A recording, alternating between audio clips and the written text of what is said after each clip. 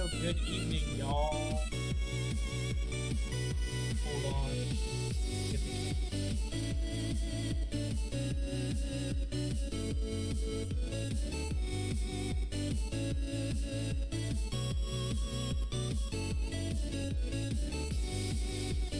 Nope.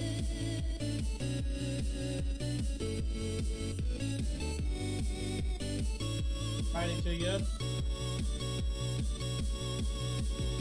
Got my Diet Coke. We just had some Mexican dinner. Hope everybody is doing well tonight. We have not been able to started. I think I wanted full-time to work.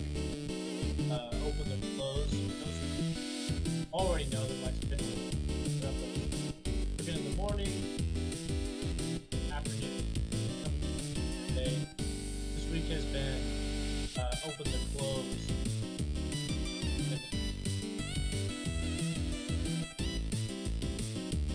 Okay. I'm even tired now.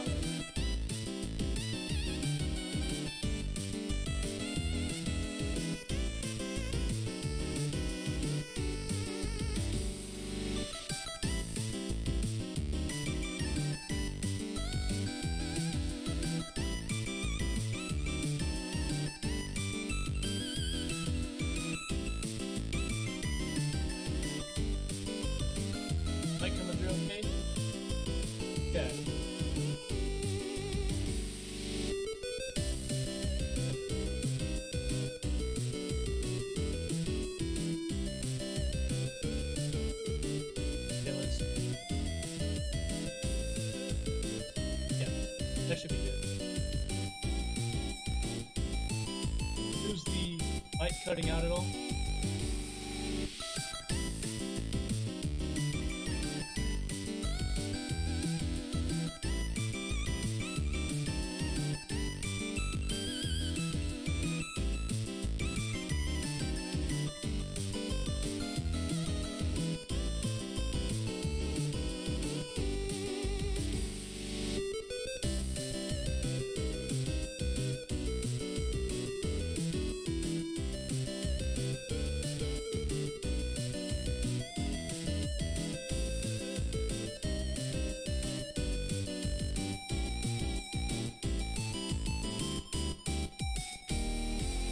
Alright, so tonight's agenda is we'll watch a gaming video with Icebreaker. We'll check our videos for stream on the Discord. You guys have posted in the meantime Discord. We'll go through there. Then the plan is to also continue our Mario franchise playthrough. For those that already know, just a refresher for those who don't know, we are playing through the Mario franchise in chronological order, trying to play every game that's ever, if it's possible. And of course, not different ports. The only time I play a different port is like when the game is actually different, but basically it's like if I think I've decided that if I do like missing or time machine, I believe there's a port, Apple port, Apple computer, NES, and Super Nintendo. I'm probably just gonna pick one of those because the difference really is I think just like graphics, right? And so with that being said, there's not a huge gameplay of the story. It's simply like, you know, the difference between NES and 8-bit versus 16-bit. I believe the Apple and DOS version is on but basically, like, I think those are the best looking. I remember looking at this. Console versions don't look as good. They have like less stuff visually on screen, which in the gaming industry that always seems to think is that the PC version is always better. I'm also charging my PS3 controller.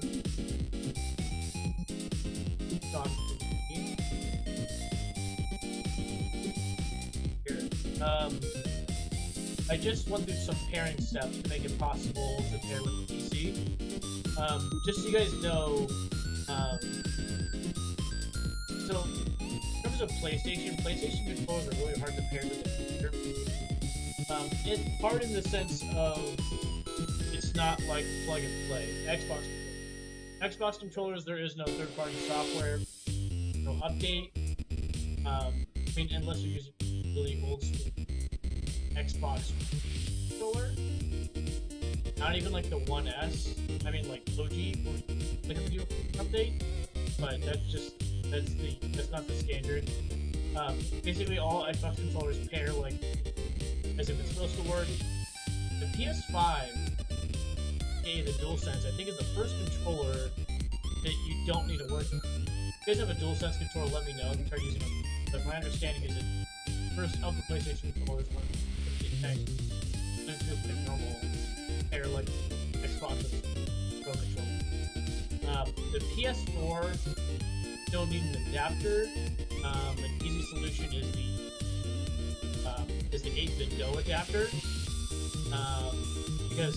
And I would recommend 8-bit DO adapter only because you can pair more than just the PS4 controller.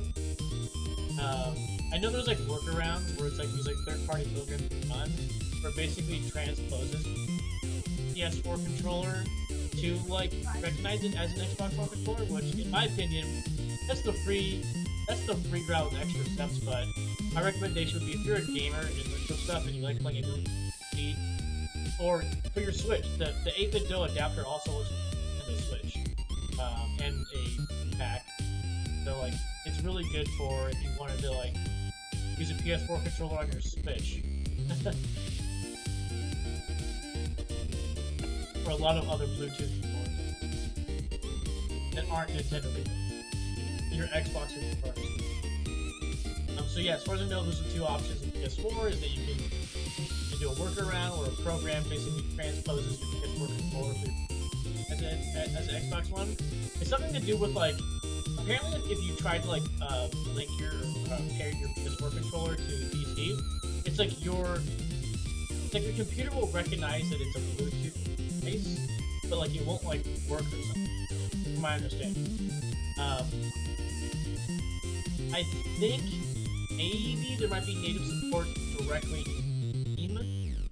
Like I'm talking like no third-party program, no 8-bit DO adapter. I think Steam might be the exception where like it's built inside of Steam, it recognizes it as like a usable controller, but from my understanding it's like unless you have the adapter or a third-party program, PS4 controllers will work.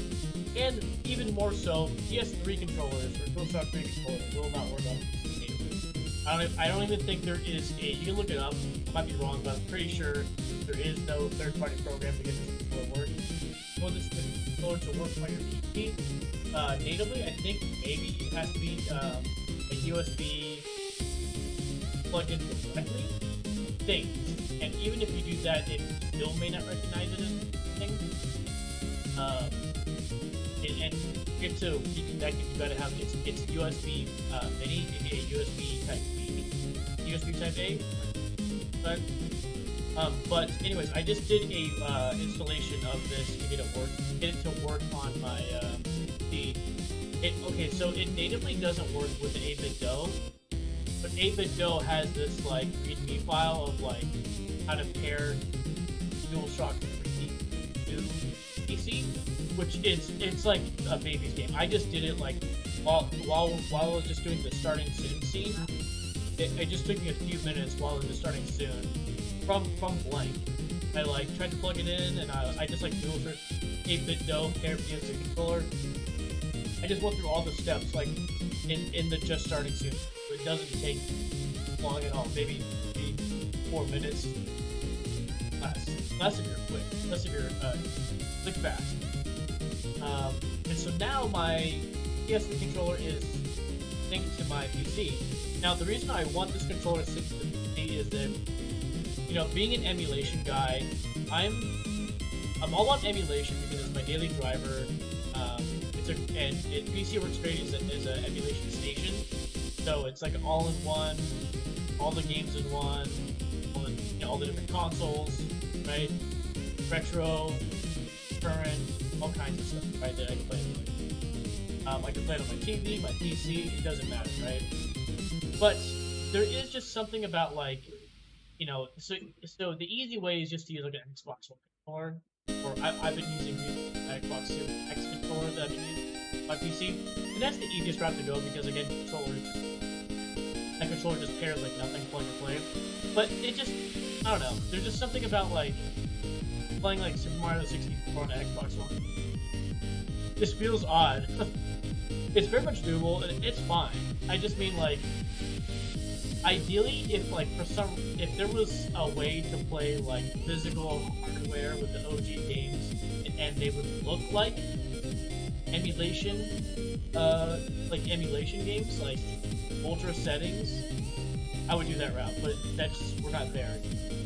As far as I know, yeah, the emulators on a PC like way out for make a game look way better than any sort of like M Classic, GameCube, HDMI mods, whatever it is, right? But yeah, it's still kind of lame knowing that like it doesn't feel good to play with the Xbox Series. So I've been trying to find controllers that can be paired with the PC. So when I play a PlayStation game that's older than the PS4, whether that be the PS1, PS2, or PS3, you know, the DualShock 3 is literally the same controller all the way down to the PS1. Now, I'm talking the PS1 DualShock controller, because the OG, for those who don't know, the OG PS1 controller doesn't even have the DualShock here, it's just a D-pad. But, with that being said, aside from that, this is literally the same controller as the DualShock 1, DualShock 2. It just says DualShock 3 on this side. That's the only difference, and it's wireless. So, that being said, it's the best option to play, like, have like a great feel for retro games with this controller. So whether that be Final Fantasy VII or Gran Turismo, or if I play a PS2 game, right? Like I've been playing through, what is it? Call of Duty Front? Is the PS2 one I've been playing that, but I've been playing it with the my Xbox Series X. Anyways, it just sort of gives you that feel. And then eventually, when we get into a franchise that is on the PS3, I'll play emulation and use this controller still. But yeah, it's just a great way to play like PS1 games and have it like really feel like you're playing it, except you're playing emulation. So yeah, I've solved the PlayStation one. In terms of N64, I have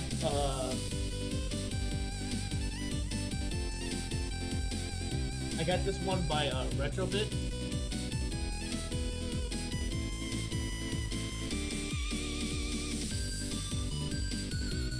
I got this one by Retrobit where it's the N64 controller clearly, but it's like a updated one. So it like uses the this is pretty much the GameCube analog stick right here. But of course you can see it's kind of updated for like modern use. It feels really good actually. So it's like the closest thing I can get for convenience. I think there is like USB N64 controllers made by some probably cheap third party, or there's probably some workaround to get your native N64 controller to work, but I don't want to go that deep into it. I just kind of wanted something that could connect the USB, you know, which is this, within a wireless adapter. I can play it over wired connection, but I just prefer not to play anything wired because I don't need to. Yeah, so I'm trying to find solutions to play all the emulation games and have them kind of still have an authentic. The closest thing to an authentic would be its native hardware, native setup, native controllers, right? But the closest thing to that would be an attempt to get close by using this or PS3 or other controllers, like so like the NES controller and the NES controllers that I have for the Switch, the ones that act like a Joy-Con, the ones that you buy directly from the Nintendo website when they launch the NES library, those can be paired over Bluetooth and through the 8-bit Do, so that solves the NES native feel. And I have two types of Super Nintendo controllers. I have the 8-bit Do SN30 Plus, which is basically the Super Nintendo controller with like analog sticks. I also have the Super Nintendo controller that the Nintendo launched with the Super Nintendo online library, or Nintendo Switch NSO SNES library, the Super Nintendo controller launched. So I have two versions that I can use Bluetooth for emulation on my PC. I also have a one more controller I want to show.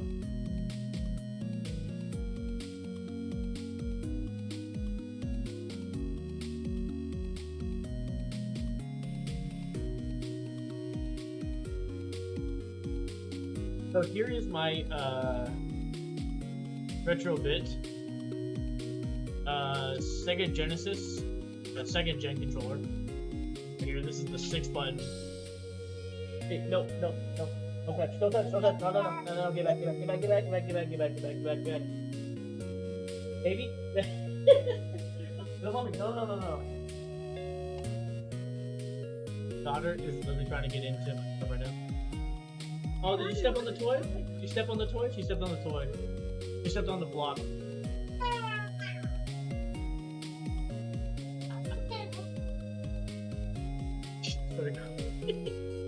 Stepped on her own blocks that she left on the floor.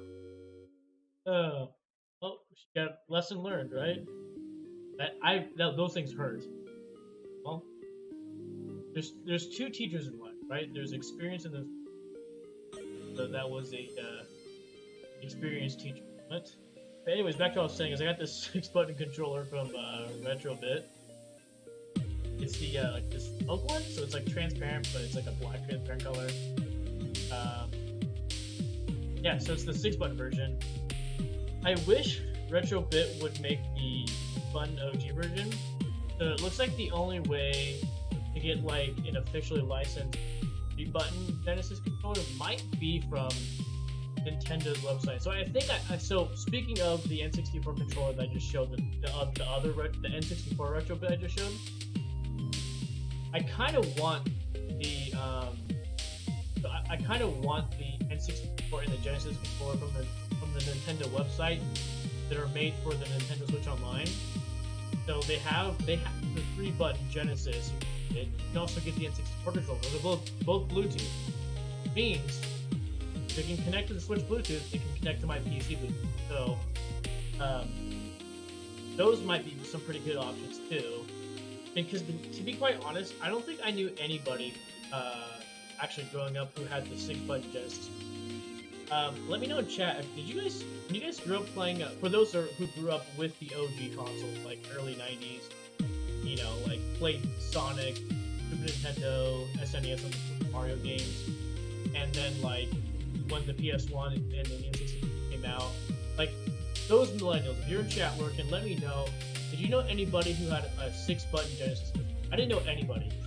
Everybody's house I went to, it was everybody with the 3-button controller.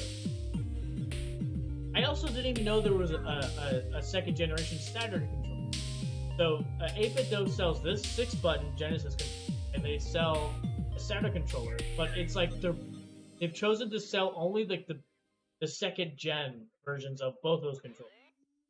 But yeah, so I think for the 3-button Genesis, like for wireless, like Bluetooth, the Nintendo official licensed one might be the best bet.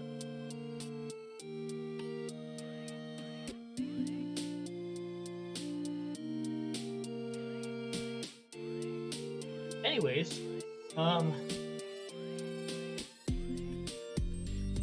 was a lot of talking, but just wanted to talk about the on the topic of emulation and playing for the guys, franchises in general. That's my thing. Well, it's not a Jamie only thing, but that's kind of like my series I've kind of come up with. That's my little within my wheelhouse, right? Is that what they call it? That's the saying. Is basically like like this series I want to play through, like the like the franchise playthrough series. I'm doing with every franchise I want to play through. Mario franchise. What else? Sonic franchise, Gran Turismo franchise, Call of Duty franchise. That's like my whole thing. But to make that experience better, I like want to make it more authentic by using actual hardware.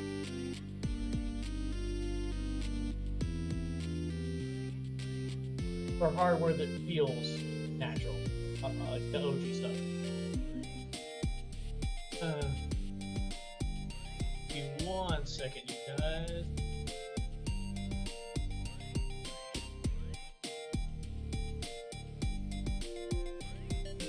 Alright, Pete, I just saw you type something in chat. Let me just 1 second. I'll respond.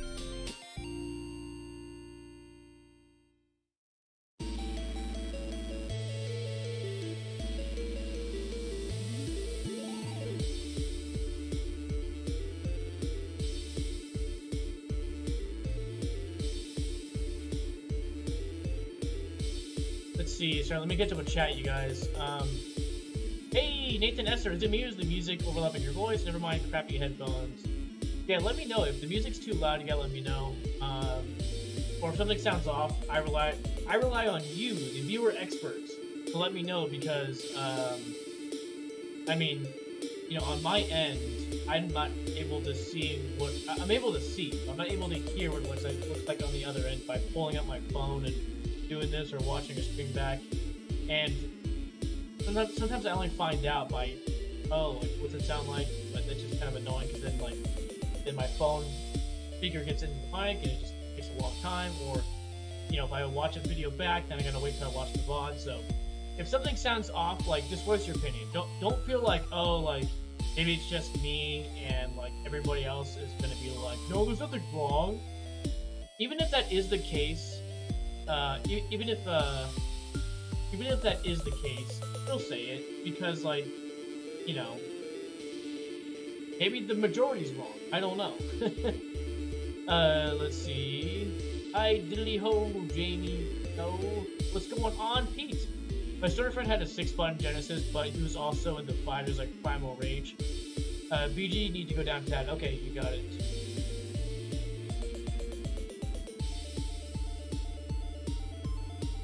Let's try that. Alright, let's try that.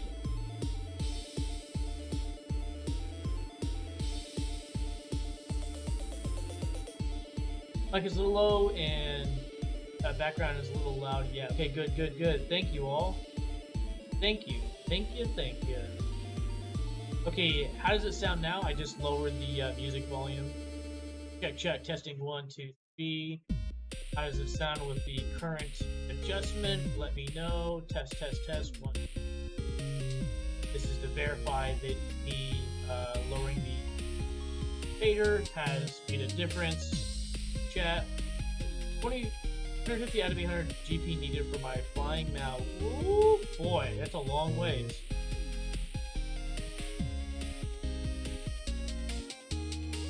And we're talking flying mount on Burning Crusade, right? Not like on retail. I was gonna say, like, can't in retail, can't you, like, don't some mobs drop like 10 gold?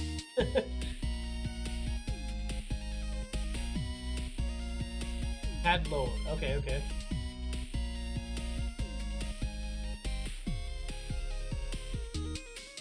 I need to set up the ducking again for the compressor. I had it set up when I was using OBS. You guys remember that? Like a few streams ago, I was messing around with the ducking thing or the compressor thing, and like Kevin, KM George in chat, you guys know him by, was helping me out. KM George used to do like live audio and board audio. He used to be like a tech director at the church, and so he knows all about that stuff. But I don't know if you remember, we worked together in chat to kind of figure it out.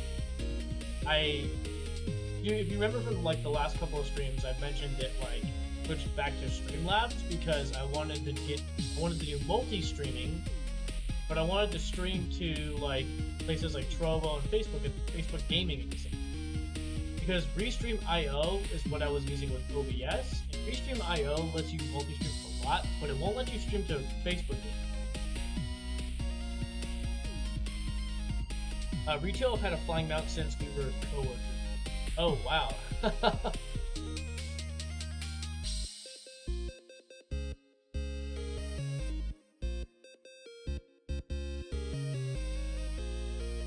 Anyways, Pete, have you tried locally Tacos El Goloso?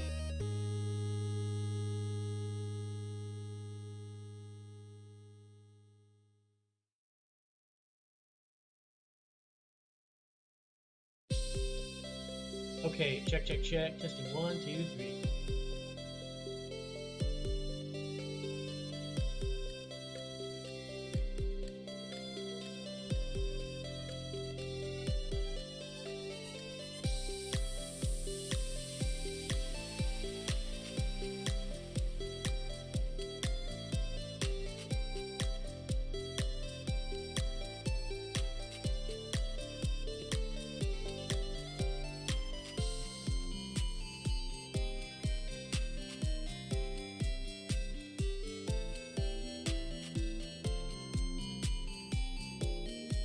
Okay, how do I sound now?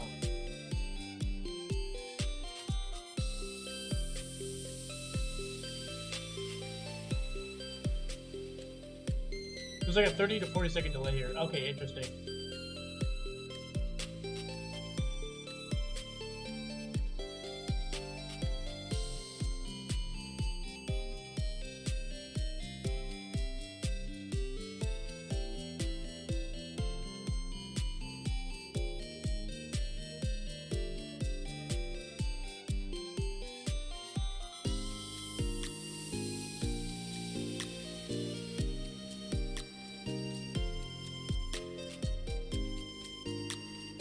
You know, I think I actually have the ability to change it to low latency.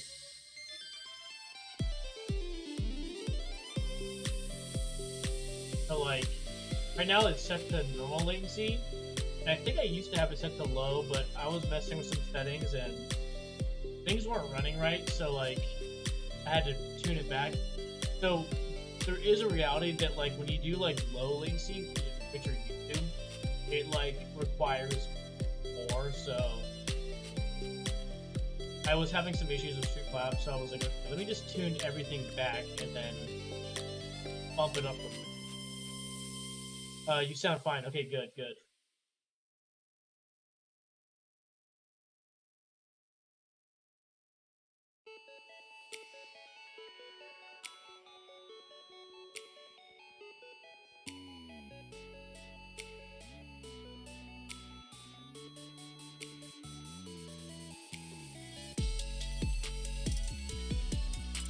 Mic could use a boost to me. It's loud enough I can understand you fine. I'm paying attention, there are another track, but I always have distractions. Okay. Let me see if I can boost the mic a wee bit more, huh?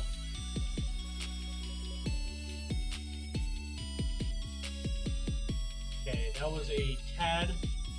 That was a smidge.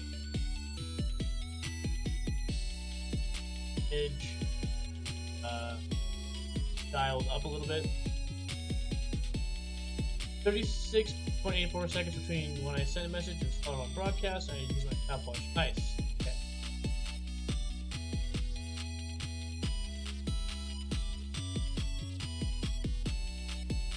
So yes, so normal latency is set. So this is what normal latency is.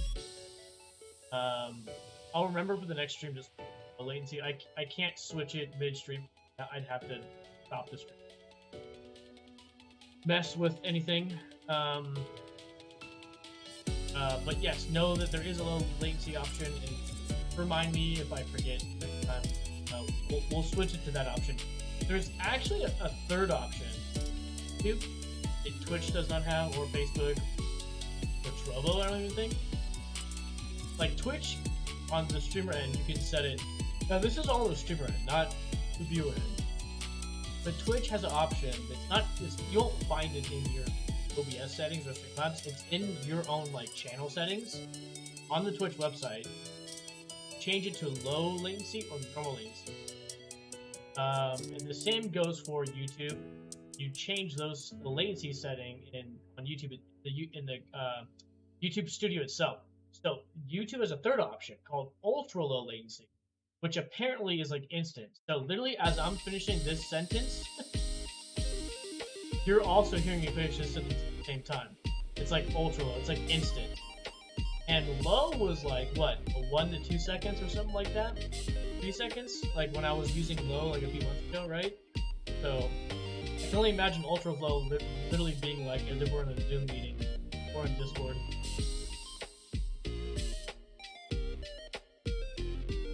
I was looking too. It looks like Facebook. But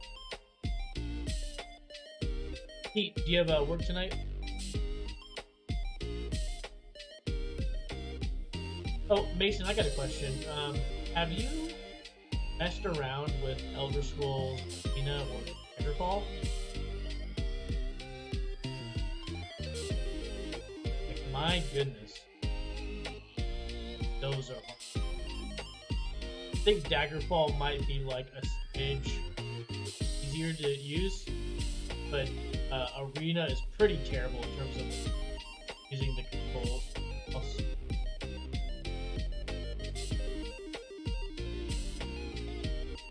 I think people have come out with like workarounds so you can use like the keyboard, like the WASD movement, but like my goodness, is the whole clicking mouse thing getting annoying. Yep, in Lee office tonight. Nice. When do you start?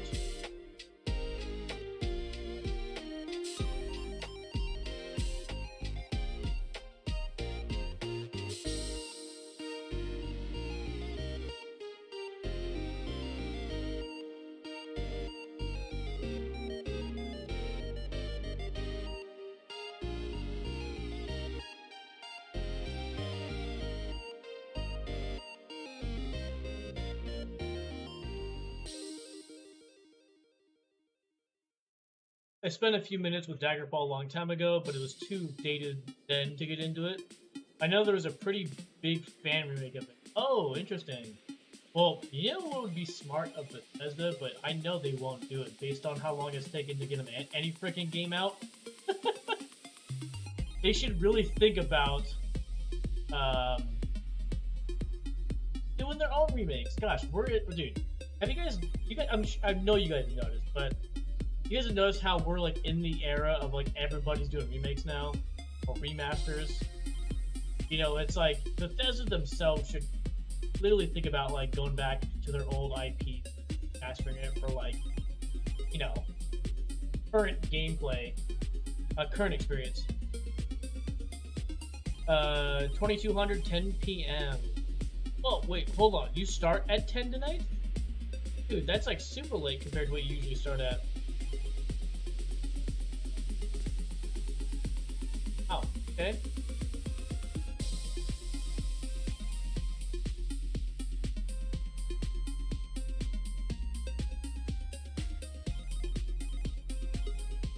Anyways, let's check out some videos y'all submitted.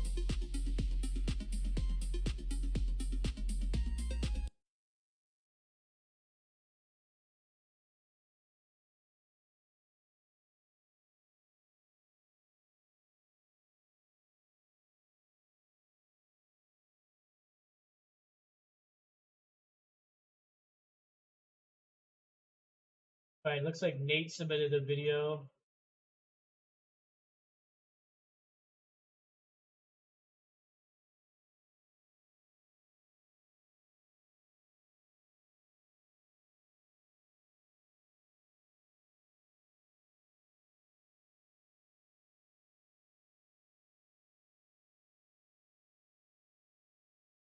$2200 is actually standard. 2100 is early. I have a weird job.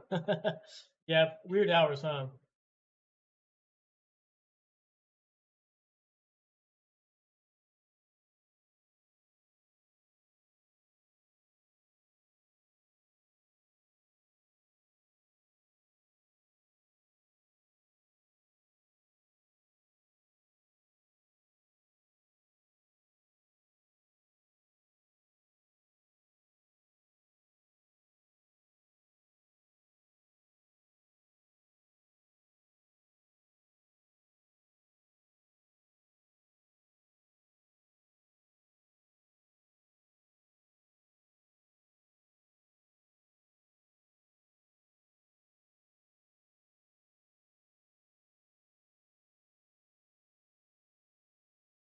Hello?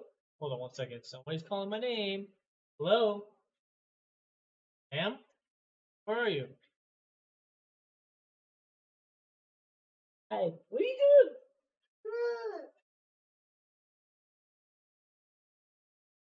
Audio. We're getting no audio again?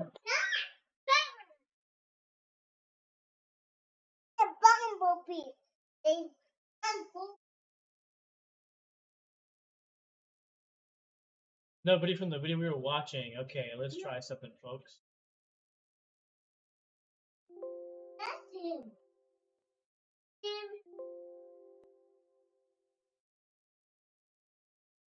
Okay, you hear that, right? You guys hear the Windows volume?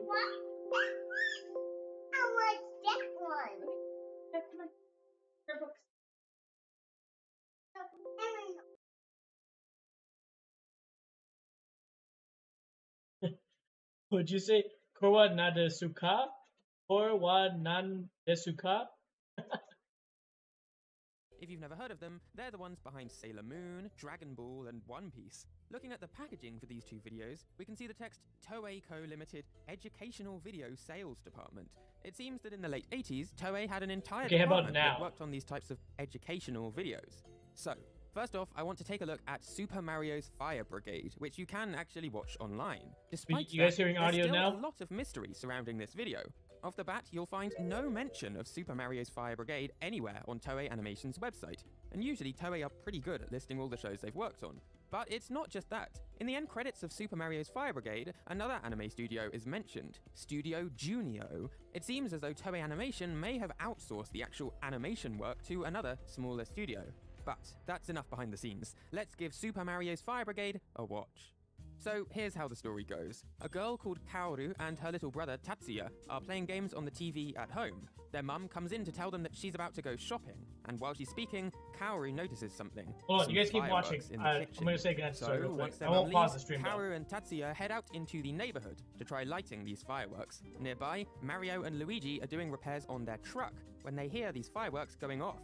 But then, something bad happens. A spark from the fireworks causes a fire to break out. Kaoru and Tatsuya panic, but luckily Mario and Luigi run to their rescue and manage to put out the fire. The Mario brothers then scold Kaoru and Tatsuya for playing with fire, warning them that houses can burn down because of loose matches, ovens left unattended, or kids playing with fire.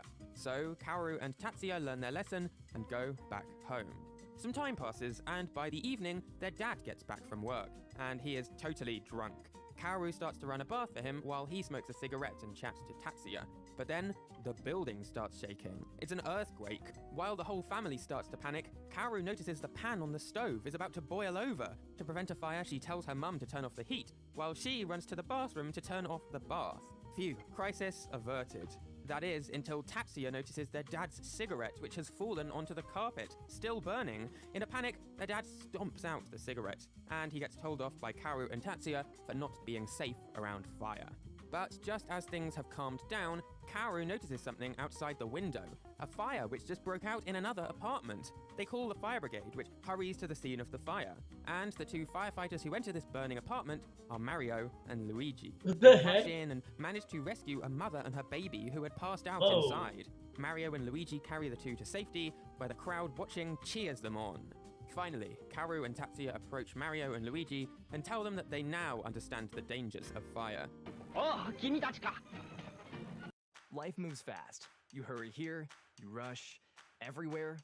Hold up, slow down, and step off your gas. Speeding causes a third of all traffic.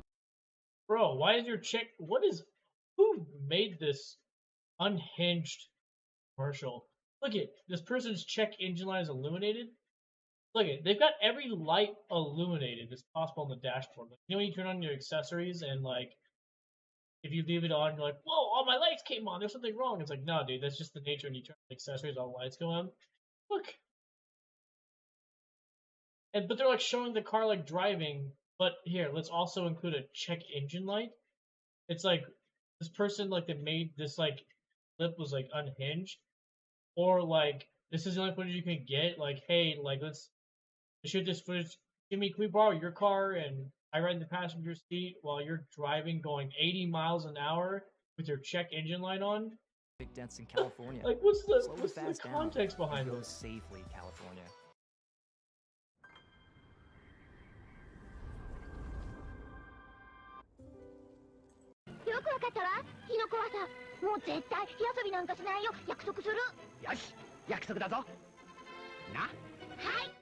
And thus ends Super Mario's Fire Brigade. So before we move on to the other safety video, let's step back a little to answer some questions. Like, who voices Mario in these videos? This was long before the era of Charles Martinet, who gives Mario the friendly voice we know and love today. It's me, Mario! Well, it turns out that back in the 80s and 90s, Mario had a totally different voice in Japan. He was voiced by Toru Furuya. Now, if you're not super into retro anime voice acting, you might not recognize Toru Furuya's name, but chances are, if you've watched even a little bit of anime, you've heard his voice somewhere. Here's just a few characters he's played. Tuxedo Mask from Sailor Moon, Seiya from Saint Seiya, Yamcha from Dragon Ball, Amuro from Gundam, and Amuro from Detective Conan, and more recently, Sabo from One Piece. That is a long list of characters, and it doesn't even begin to scratch the surface of the huge list of characters that this one guy, Toru Furuya, has voiced. He is, at least to me, voice acting royalty, and so he was the guy Nintendo chose to voice Mario in the 80s and 90s. He appeared in the animated Mario movie, a bunch of Mario commercials, and yes, even these two educational safety videos for children. So then, let's move on to the second of the two videos, Super Mario Traffic Safety, the anime that you can't watch. For years, the only evidence that this anime even existed was an image of the box the video came in, and a short 30-second trailer. I can't find either safety video mentioned on Toei Animation's website either, which makes finding any more info about this video quite difficult. So because of that, Super Mario Traffic Safety was relegated to being a strange internet legend for a long time. But then, in 2017, all of that changed, and it's thanks to a YouTuber called GTV Japan. In his videos, GTV documents various lesser-known Japanese games and anime, and on the 27th of May 2017, GTV was at a theatre which showed anime for children. Various kids' anime shorts were shown at this event, including, to his surprise, Super Mario Traffic Safety. Now, filming was not allowed at this event, but GTV did manage to sneakily capture about 2 minutes in total of footage. So, the basic structure of the story isn't super different from Super Mario's Fire Brigade, really. The main two characters are a brother and sister again, though this time the brother is the older one. He and his sister are at home, playing video games, when their mum calls on the phone and tells them to come and meet her outside somewhere. The brother wants to keep playing his game, however, so his sister goes outside on her own to try and find their mum. A little while later, the brother realizes that his sister is missing and goes cycling to try and find her. Cycling into a road, where he's almost hit by a truck, which was being driven by none other than Mario. Mario gets out of the car and scolds the older brother for not being careful around roads. Meanwhile, the younger sister is lost. She can't find her mum anywhere. But then, someone finds her, Bowser. In fear, she runs away and manages to find a police officer nearby. And with the help of this officer, the mother, brother, and sister are eventually reunited. But then, the sister notices Bowser again, and tells the police officer this time. Bowser then starts running away so as not to get caught when he runs into a road. Cars and bikes have to swerve around him, until, at the last minute, Mario kicks Bowser out of the road, saving his life and ending the story. And that is Super Mario Traffic Safety. It doesn't seem so different from Super Mario's Fire Brigade, so then, why is this one lost? Well, to be super clear, this video is not lost at all. GTV saw the video in full at the kids' anime event, so there's at least one copy out there. But it's not just that one. Looking online at various Japanese library websites, we can see that Super Mario Traffic Safety is being safely kept in many libraries across Japan. So, why has no one borrowed the video from a library and uploaded it to the internet then? Well, that's exactly what GTV tried to do. But in his words, I tracked the film down. A library near me has a copy, but won't lend it out due to its age, and literally, someone might copy it and put it on the internet. In other words, exactly what he was trying to do. A Japanese game historian called Orochi posted similar findings. Orochi wrote, "If you search for Super Mario Traffic Safety in Japan, you'll find a lot of results. Most of them are pages where the local government that owns the site says it will rent the video as educational material to appropriate organizations. I guess a lot of municipalities still own this video because results appear from Toyama, Yokohama, Chiba, Saitama, Aichi, and other places I can't even count. However, rental is restricted to appropriate organizations, and 16mm film is used, so conditions seem to be strict."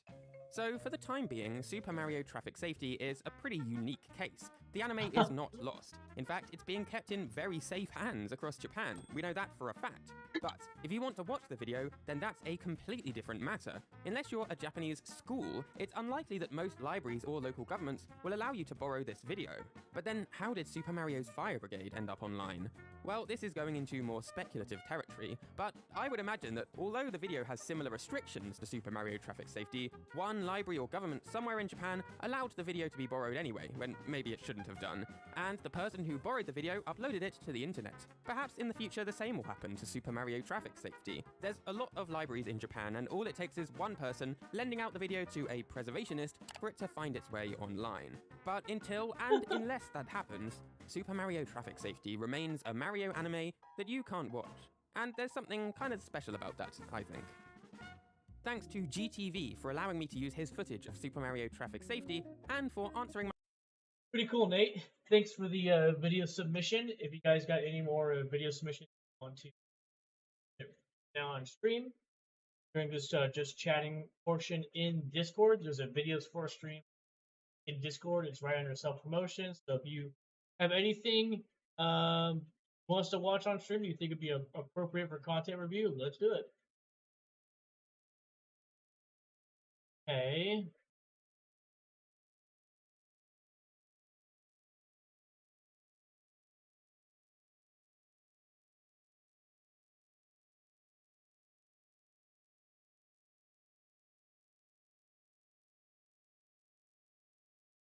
With Metal Jesus got a new video.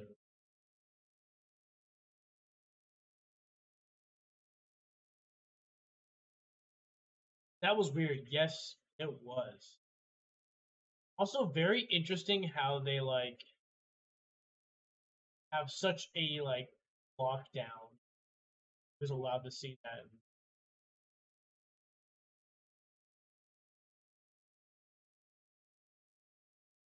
Okay, chew. Just find that tortilla chip on the floor.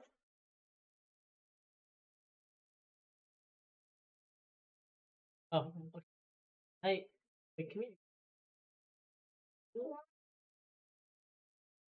You? Oh, we're doing double. Say good night. Night to everybody. Huh? No? Not Elmo, it's Mario. And Luigi.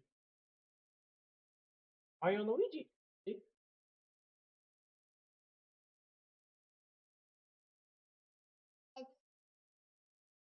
Say good night.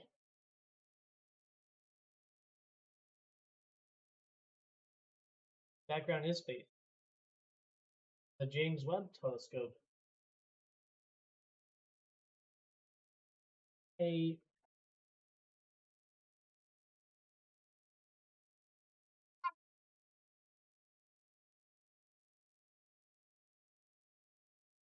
Anything that Metal Jesus has. You know what? What does Metal Jesus have as balls?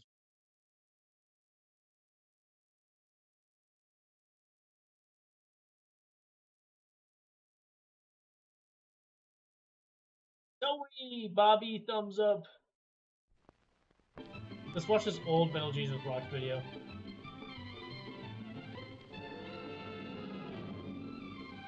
I think it's his first video. This is one party that just has to turn out right. Well, the purpose of a party is to have fun together. And a successful party needs planning and skill.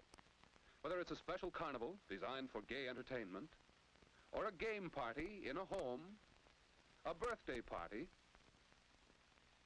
a holiday party, they all take planning, and they should all be fun. Happy birthday, Will! This is for you, dude! Happy birthday, William!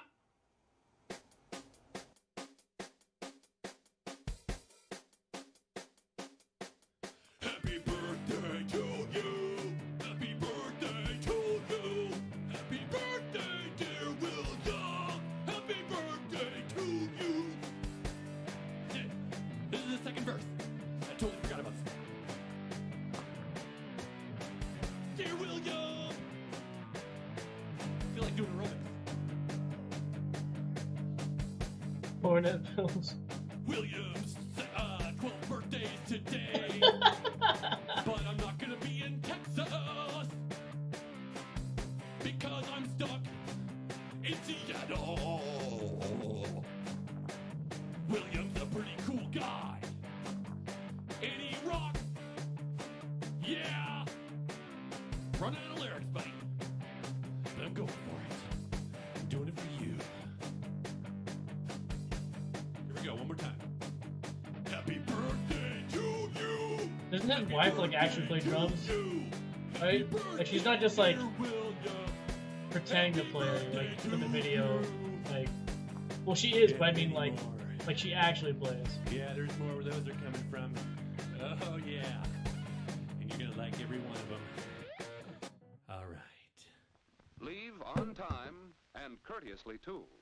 Thanking your hosts. Metal sincerely Jesus, for the like good me, time prefers to have facial hair. All Now that these we've gotten things older help to and make a fatter, good and our party. double chins are more A exposed. party that's fun for all. I was gonna say, because he looks good without his goatee, but he's gained weight just like me, so one great way to conceal your fatness is to grow facial.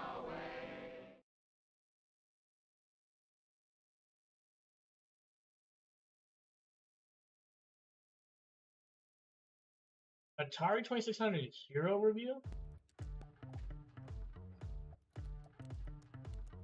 Never even heard of this game. Whoa! What? He's been using his intro this long?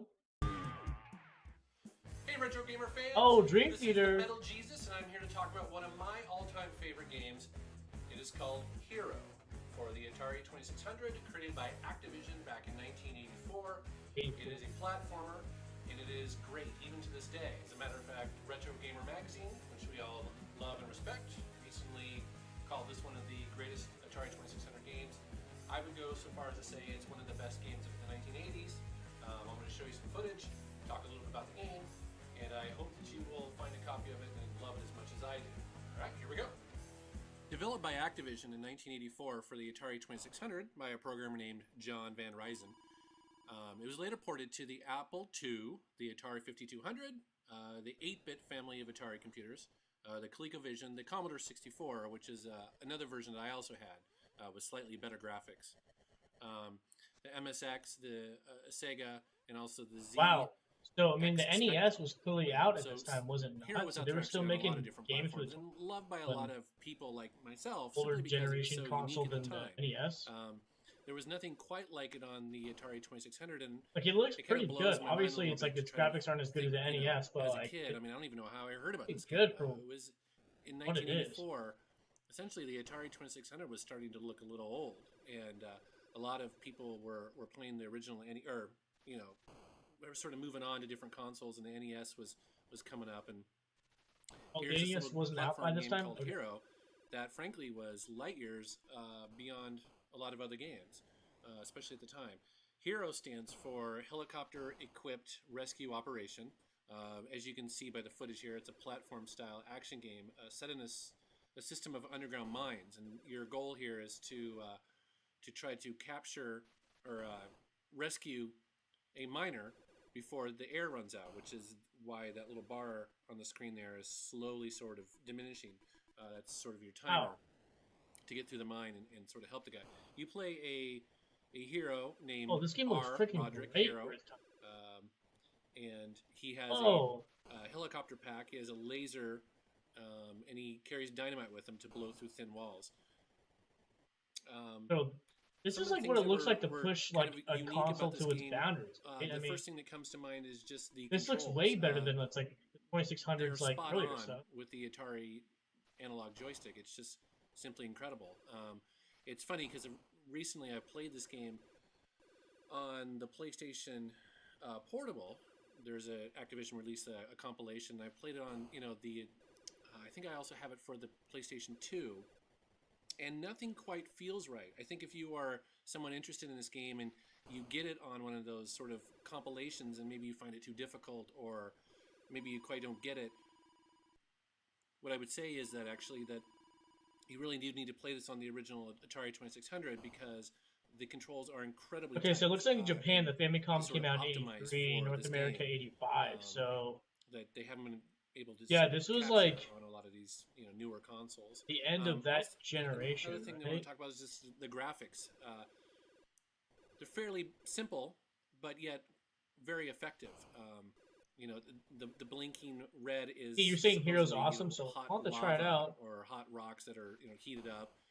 The water below, the different types of critters that are sort of in your way. I don't really show it here, but even at a certain point, yeah, in the game, I mean, some of the higher clearly. levels, So this is 2600 is part of the tentacle that is down in the lava that will reach up and the grab second you if you get too generation close to it. console, right? So it looks like you know, for Wikipedia a console that considers is pretty primitive for the day. There's 1976 to 92 the second gen. Again, okay. You know, back in third gen is when 83 I had to this as originally 2003. as a kid, there was nothing quite like it. You know, even Pitfall 2 wasn't quite as complex as this game. Anyways, point being is that the Atari 2600 you know, is clearly an older sort of a special generation game. And if you but can find it, for I what highly recommend it is, and enjoy. it looks really good for a second gen. My first review. That's but Hero. With that being said, yeah, it's like I hope you enjoyed it. This game was launched like a year before the NES came out, so it's like it's the classic, you know, games that are launched late in a console's lifetime look better than the games that are launched like when a console releases, right? And the reality is that towards the end of a console's lifetime, like people really get, like developers really get the handle on the console. Pretty much all like final R&D in terms of like developers, not Nintendo themselves. They're pretty sure they're aware of like what the console can do, but they're not like developing for. I mean, Nintendo is. You know what I mean, right? Like, it's not Nintendo in terms of like manufacturer. Like the developers, they're the ones that know how to like that have to learn how to like utilize it, optimize games, right?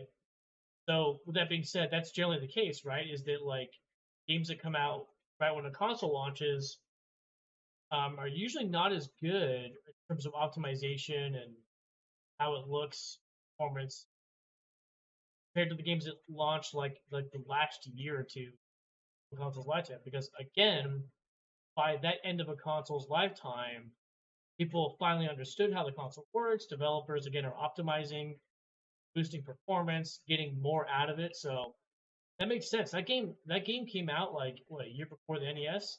That looked great for the 2600, dude. Compared to a lot of games I've seen on 600. I mean, I'm sure you've seen more, Pete, but like, yeah, like for the Atari 2600, that game looked really good. My goodness. Check out one more video by Metal Jesus. This is Man Caves. This is old setup, huh? Hello! Today I thought it might be kind of fun to show you my man cave. Basically half of it is dedicated to retro gaming, and I've got a bunch of old consoles and a bunch of old games hooked up to a really nice stereo and a big TV. And then the other half is my other passion, which is music. I play guitar for a local Seattle band, and thought it might be kind of fun to show you sort of my space, my man cave. So let's go! So here's my man cave down in the basement. I'm going to run you through some stuff here. I have about 15 gaming consoles, although not all of them are out, and there are a couple duplicates. Primarily down in my man cave, it's simply the older stuff. Upstairs, I have an Xbox 360 and a PlayStation 3, but down here, it's sort of every previous generation. I have about 491 console games, and that just sort of flies across the gamut here. I'm going to show you. This is my wall and sort of some art that I have. First time I saw the NES compared to the Atari NES was the Second Coming. It sadly took Give it a years cool before I got vibe. one. I'm going to start off here with my my Dreamcast, which was given to me by a good friend, and then my GameCube, which I didn't own back in the day, and I sort of got recently off of Craigslist. I absolutely love it. It's all connected to a Mackie mixing board that is plugged into KRK reference studio monitors. So dude, everything sounds absolutely fantastic. That's okay. So KRK monitors are like they're a pretty well known brand. But yeah, this KRK studio monitors they're really good. My dad has some. My goal with the Man Cave actually was to try to hopefully make it easy to sort of walk down there on a whim push a button and, you know, play any sort of console I have. Now, unfortunately, that's not the case, simply because some of these older ones, like the Atari 2600 and the NES, just sort of don't connect the same way. But I'm still working on that. But most of these sort of, you know, ever since the N64, they all basically plug in and just sort of go for it. Here I'm showing you my Commodore 64, which I absolutely love. It was my first computer. An Atari 7800, which I got off of Craigslist as well. Some guy who basically had a couple of them and threw in a bunch of games. And then also I have an Atari 5200, which probably is my the year this video was probably made, retro collecting was simply because the joysticks are absolute crap. It's such a disappointment because when I it's got so this annoying right now how the gave retro me like gaming 32 community, games the for collecting and side of I it didn't is want like to sort of play any of them. it's really like fun. trying to it's like freaking it's like I being can do like it a in an emulator, sneakerhead, but dude. it's It's just just not like quite the so same. expensive. So, you know, Retro buyer beware gaming on those like Atari 5200, just a real hobby shame. is just like it's just expensive Going hobby through my now. drawers here, It used to my not be goal though. of All an this NT at is one to try point to was keep most things neat and freaking tidy. dirt cheap and nobody It's cared hard to about do it. when you sort of have such a large volume of just random stuff. So I bought Yeah, I'm these, still you looking know, for a these Nintendo drawers. They 64 and a took a top really loading NES. Nice. If I think about, so, you know, if the Atari 5200 And guess is what? my They're least probably favorite, the NES and the my N64P are most probably so favorite expensive. console really would have to be the PlayStation 2. Too bad I didn't That's check sort of out the same for a lot of people. the Just Goodwill of simply because Salvation of the sheer Army in like variety of 20. it. Also, I've been thinking about sort of consoles in general. You know, That's we probably have where a you bunch could of have these gotten over a like generation. all this I crap do for believe like that sort 5 of the cents. PS2, GameCube, and Xbox generation. I still consoles have were my where they control sort of deck, got, but you know, pins and stuff. 3D Puff right, puff blow, where it's, edging you know, the card textures back were and good forth enough, right. people looked like people. You know, they just had enough processing power to sort of, you know, actually do landscapes at, you know, 3D levels. And so, you know, there's just such a great variety of quality games on the PlayStation 2 and the original Xbox, which I have a bunch of games for. Here I'm showing some of my NES games. My Super Nintendo is actually my most current console that I've bought. I didn't own it back in the day, but a guy was selling it at a local shop, and I happened to have some refund money from taxes, and basically just said, you know, screw it, I'm going to go in there and get this console. So I actually don't have very many games for it. I only have 5. When I walked out of there, I basically bought, you know, sort of Final Fantasy 3 and, you know, Shadowrun, some of those games. But I'm definitely looking forward to Or Gemini, let's go. Nintendo collection. The console I have the most games for actually is the original Xbox, and that is simply for one reason only, is that last weekend actually I met a guy on Craigslist who was willing to blow out his entire collection for $50. So Oh my literally gosh! got an extra Xbox and almost 40 games for it. So it was actually pretty cool. Here I'm just It's like that. Was that his? Like, so that Halo Edition Xbox he showed? Is that the one he's talking about? So he got that in 40 Xbox games for $50. Oh my gosh, running dude! over my my collection. That's why there's so many duplicates there, is because I actually happen to own some of them, like the Burnouts and the, you know, the Fables, the big titles. But he had actually a bunch of stuff I didn't have, which has been kind of neat. And remember, that's not an issue. That him getting that is not an issue of because games used to cost so much. No. See, at one point the Xbox was a couple $100, and each game was again 30, 40, $50 each. But there was a time when all this became dirt cheap. That's when he bought it. It's kind of hard to read some of these So titles, any comment really like trying to give you sort of a you guys are think of saying like, sense oh, of but sort of yeah, what I things could be have. cheaper back then. Well, Just no, kinda I mean share they with were fans cheaper who are when into retro gaming nobody and, cared about the Xbox. you When the know, Xbox I came always out, tell my friends it's people were not still paying necessarily 30, a 40, brag, 50 because bucks a it's pop simply, for a you know, game, and I feel you want as it for though the I'm Xbox. We're kind of talking like about a when like museum games like curator with this this be stuff. for I'm like sure a lot dirt of retro cheap. gamers out there are. You know, we love this stuff so much. We just want to share it and Shadowrun sort of, IMHO is one of the, in my honest opinion, is one of those games where Genesis does what Nintendo don't. condition. Genesis game is A lot of better. stuff has been given That's to me kind of the lately, argument though, right? and Is it like, with that, I as always much as try to people tell try to people, be it's like, like, man, oh, take like they're really good care of equal, it, but you know. it's all You marketing know, to make all it my sound like consoles it? actually are Isn't always it kind of covered, like objectively true that the you know, like Genesis had a dusting better and things like that. processor? And so here's And kind but of the the end of my Nintendo tour or the Super of Nintendo just had better colors. the video game portion. Like, is that not What we're gonna true? do is Like, we're gonna if you take walk down like the hallway here Genesis a little bit games and like into run the them side by music side, section. like Mortal Kombat, Like I mentioned it's like before, I it play looks guitar like in the a band in graphics Seattle, like look better on the Super and my Nintendo, wife but it plays like drums runs and better on the drums. Genesis. And Have you guys heard there are that? a couple That's people what play I've heard, and I've kind of like kind of Bass and seen for myself. I just thought I'd just show this really quick. Actually, the music in the background is of me, some music that I wrote, and figured I'd just sort of throw it on here as being kind of fun. And this is some of our equipment, just really quick, a little place to play. We usually get together every weekend and play some music. On YouTube, we also have other footage of us playing.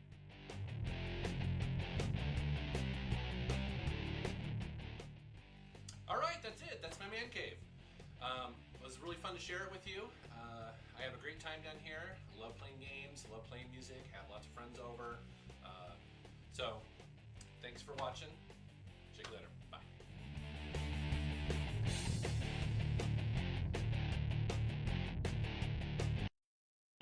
This video had 64,000 views. It's a huge jump from there's like videos.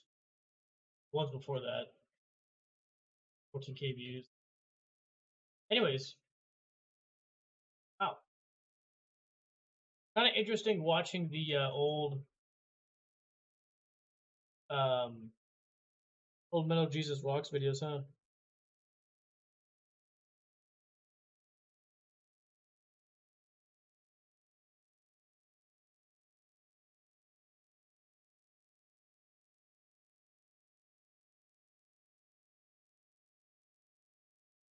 Hey, shall we get into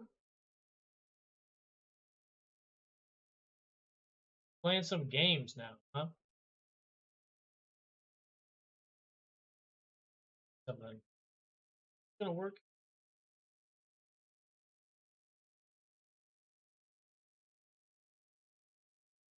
I had both an income and I was a nerd. SNES was my favorite system. Nice.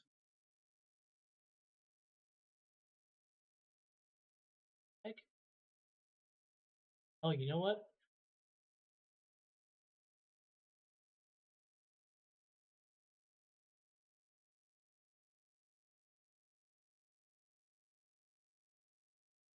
Old Angry Video Game was shot on a VHS. Wow.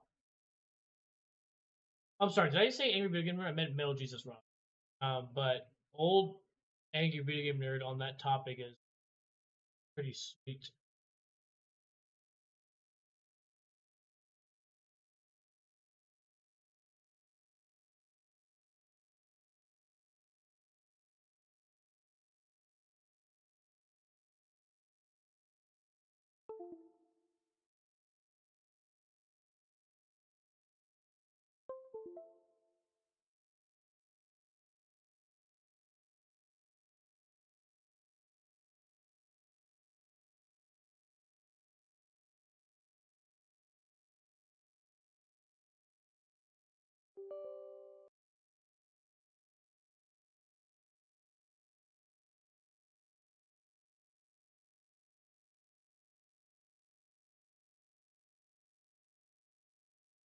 I think I might need to continue setting up my PS1 controller.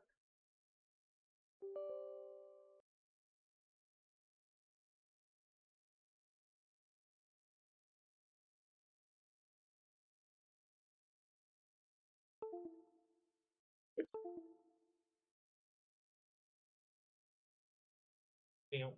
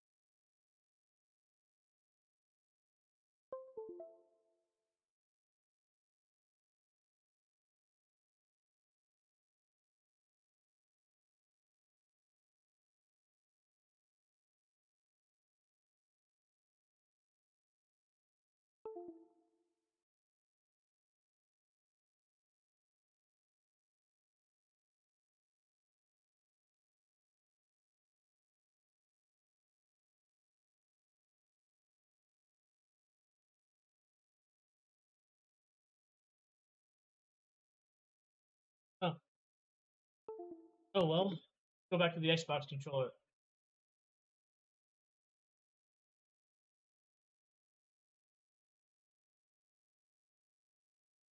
Hey, so last time, you guys, we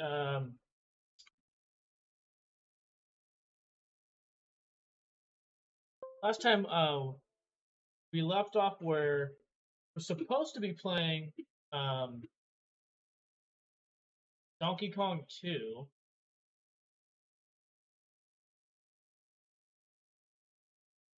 Supposed to be playing Donkey Kong 2, but remember there was the issue where we had to unlock it first by playing some games on Game & Watch Gallery, and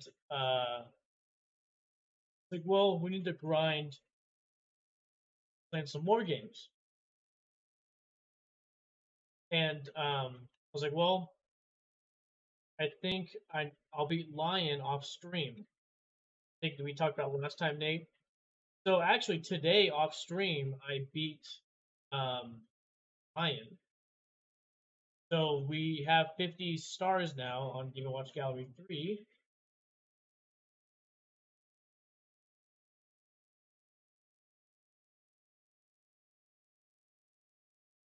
My controller is not turning. Hold on one second. Let me try restarting the gaming PC. Anyway, so yeah, we unlocked Donkey Kong 2 for the Game & Watch. And so let's maybe try to play that tonight. Let me try to restart my computer quick.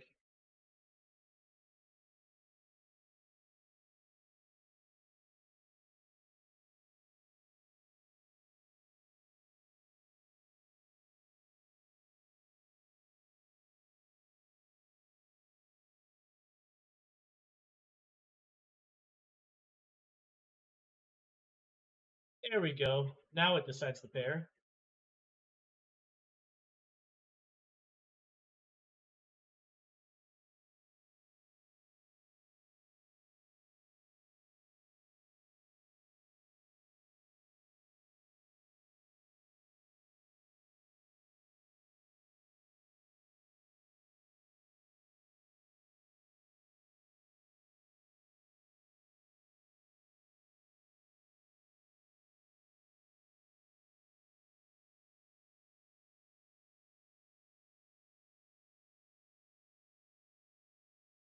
Let's all check our ranks in chat. I'm curious. For those in Twitch, the exclamation mark rank. What am I?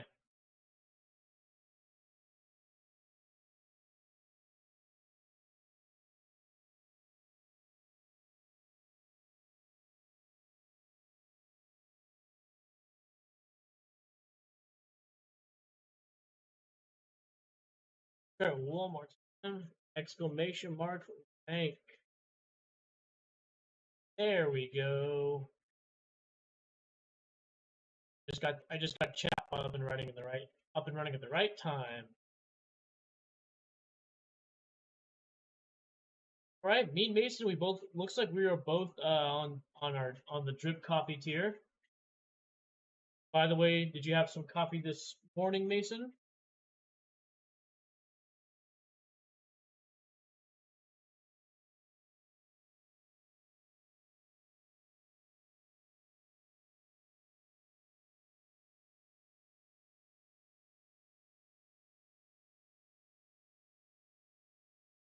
Get out Google Sheets. Get a visual where we're at right now. Okay. Well, get a visual. Of course, nice. I had coffee too, but it wasn't that good. The folder didn't make it work. I haven't had time to make any coffee this week.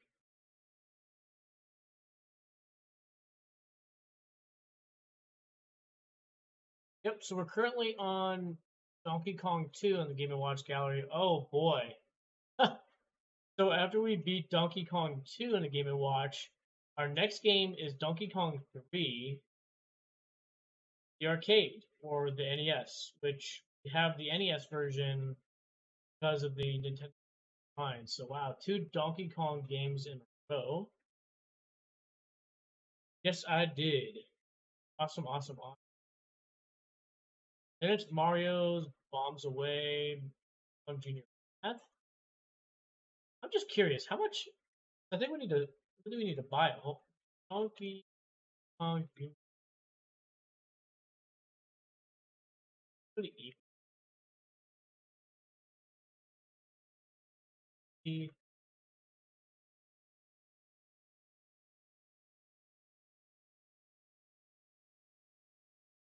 What? Dude, what the frick, bro? Oh wow! So Famicom Donkey Kong Junior Math is $25. Of course, of course, of course it freaking is. My goodness, dude. Do you guys know that's actually a thing? It's always like the Japanese ports are like dirt cheap, but the American ports are expensive. It's like that for the Sega Saturn. Do you guys know that? Same with the Dreamcast. Sega Saturn Dreamcast games in the US are like freaking expensive. $50, $70, $80, 90, 100, 200, 300, 400, 500. Except the Japanese versions are like $15, $20, $30, maybe $40 for expensive ones. Look at this. The Famicom version is $25.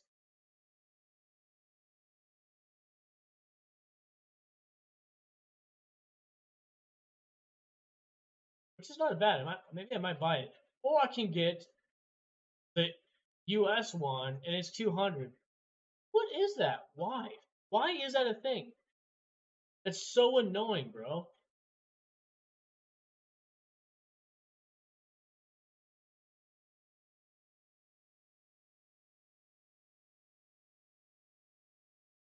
Oh, that's cool.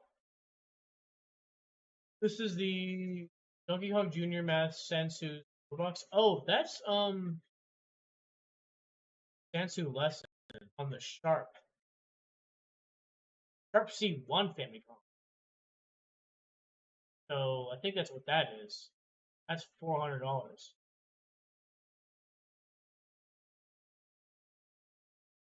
Oh, but that's because that's complete in box and unopened. Why, dude?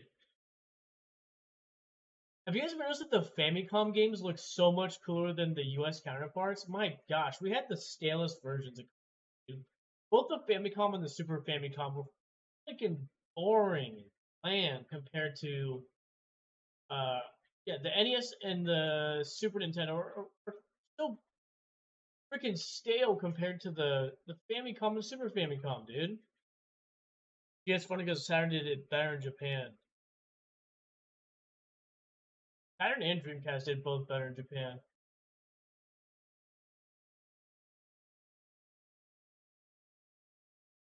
Look how cool the cartridge is, dude. So hey, do you guys know what Book Off is? You guys ever heard of Book Off? You're a collector, I'm sure you've heard of it. You ever heard it from like Adam Koralik or some other people? But there's a Book Off here in the Dilemma Mall, and dude. So on that note, Book Off has recently revamped their store in terms of retro games. So if for those who don't know, Book Off is a Japanese store.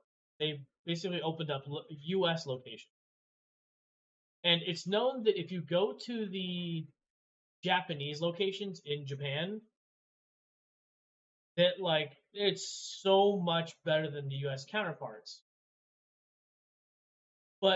And so I've been going to Book Off since like 2016, and they have excellent deals on like OG games. Well, define OG. Okay, so I guess what I mean is like PS2, Xbox era, and the Wii, 360, PS3. Dude, you could get like a legit game for like $2. I'm not talking about like a shovelware. I'm talking about like you could get like complete inbox with the manual, the case, and the disc in good condition for like $2, $4, $5, right? Like Book Off is an excellent place if you're into collecting that generation. You want complete inbox, go to Book Off. But you see, that's what's interesting is that was the strong suit back in like 2016, and all through like actual retro stuff like Super Nintendo, Nintendo Famicom, PS1, that was like on live support. There was like nothing there. I went there just now back in April. I bought a Famicom game called Mario and Wario. Let me see. Mario and Wario. I mentioned it actually on stream. I think like that week. So Mario and Wario is a Famicom only game. Exclusive to the I'm sorry, exclusive to the Super Famicom. They did not make a Super Nintendo port. Now, here's what's really interesting. Although this game is released on the Famicom Japan only, the game's actually in English. So if you look at the box art, it's in Japanese and there's some English here. And you also play it with like the Super Nintendo mouse or the Famicom mouse. Point and click to. We're gonna be playing through this game. I own it. I bought it at Book Off. But it's super interesting because the game is in English, although it's a Super Famicom exclusive. Say that again. It's Super Famicom exclusive, but it's not a like Japanese game. It's like in English, but it was released on the Super Famicom. So it's really cool because then it's like easy to understand without any like crazy workaround mods of like translating. So I bought this for like $5, I think. I'll have to look at the receipt again, but I'm pretty sure I think I found this for $5. I was actually flipping through all the Famicom and Super Famicom games. Well, actually, no, not Famicom because the Super Famicom and the Famicom are two different things. And I was actually on a search there for this.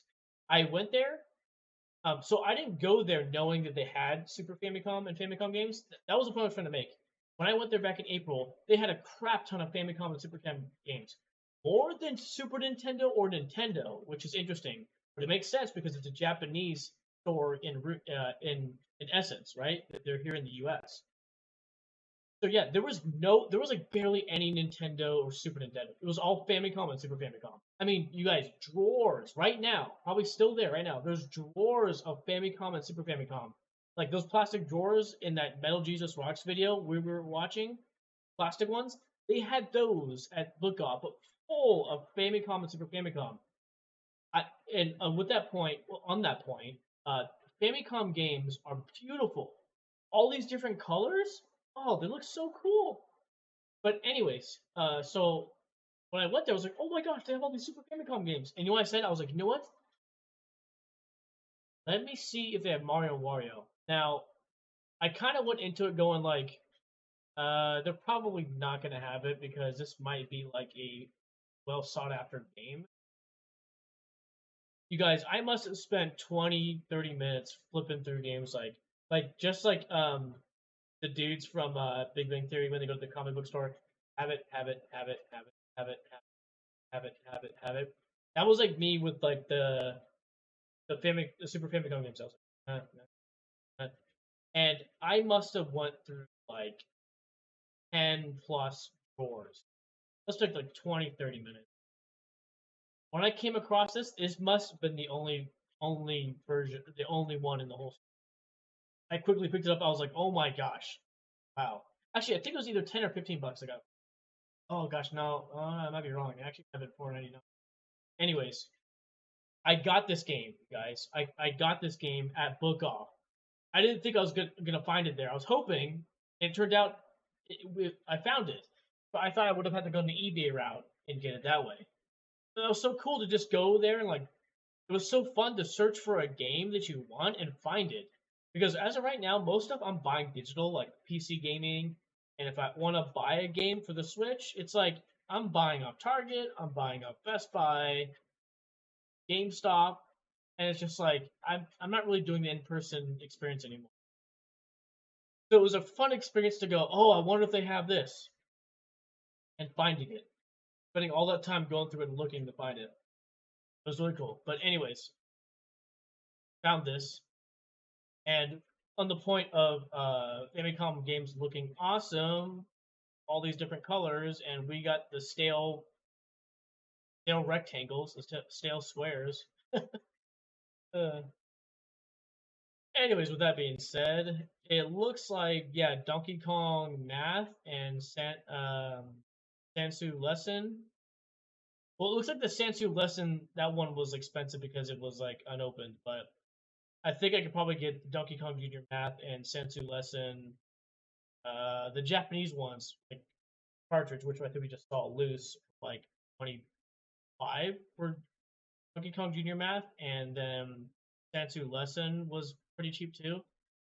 We saw the one that was like complete in box, and then the cartridge wasn't taken out of the plastic yet for 200. I'm not gonna get that one, obviously. I think I'm gonna get another. Do it again. It's just look. It's just.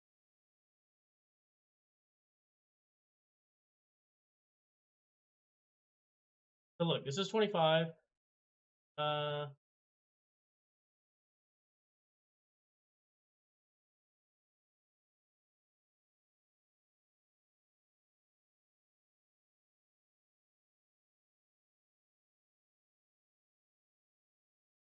yep.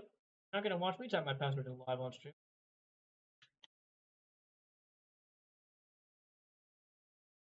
Look off. I'm paying the showers. All right, Nate. See you in a bit.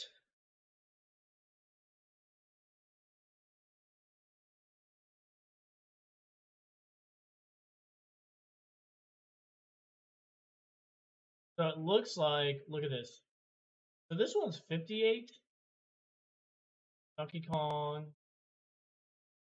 Okay, so it looks like this Donkey Kong Junior Math. The US sell is 25. What do we do? Plus.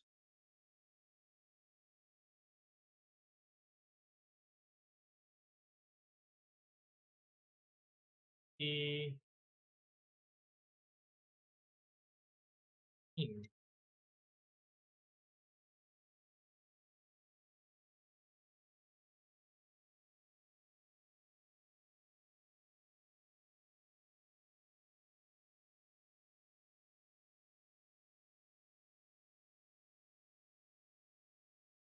Okay. All right. Six. Look at this.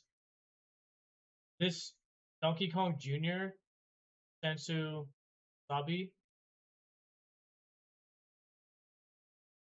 $6,000, dude.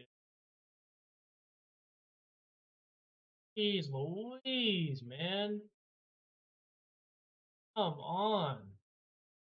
Are you serious, bro? Wow. Okay.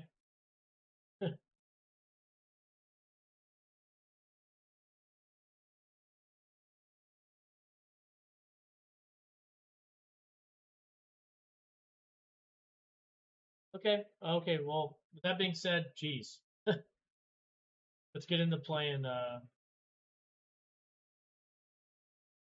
Game & Watch, shall we?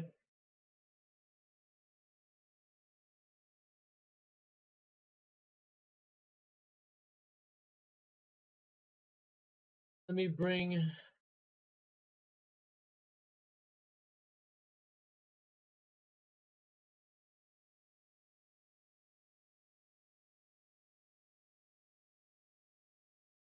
There we go.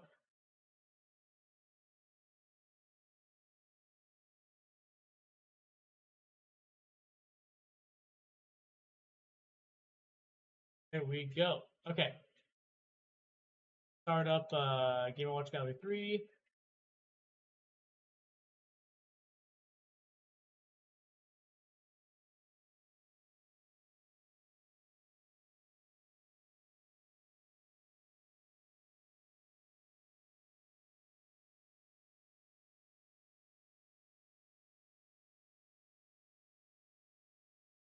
Donkey Kong 2.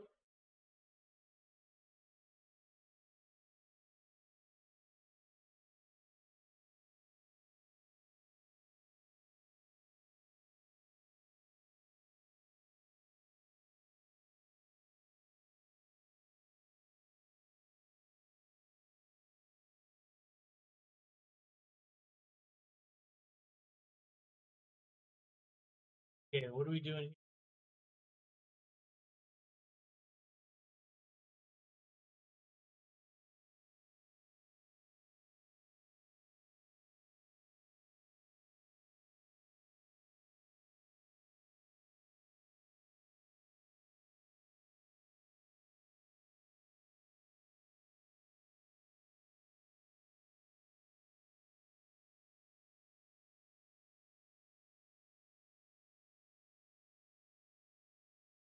What?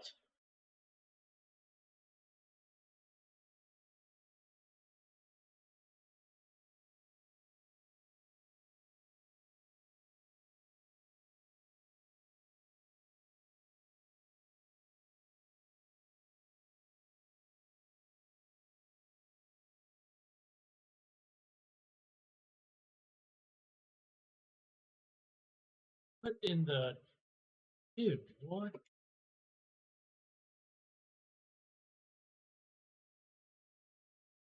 Let's say that.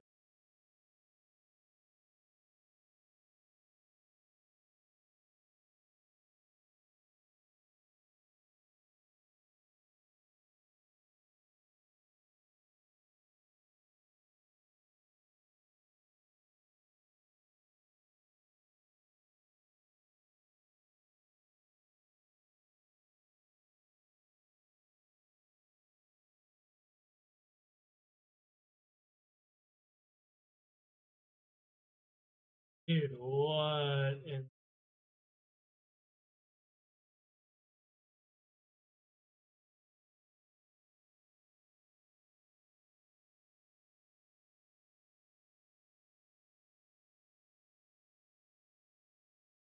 Holy moly.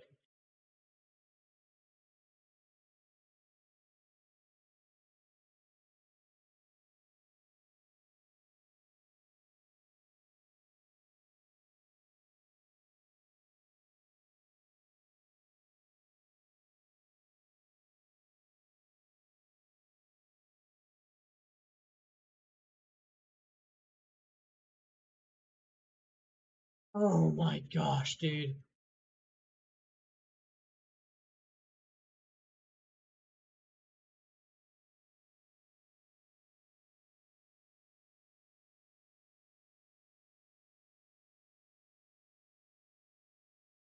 Dude, I just... Wow. This game is not easy.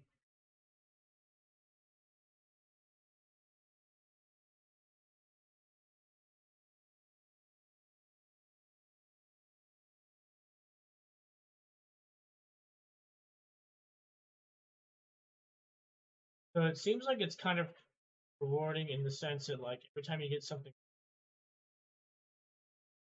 like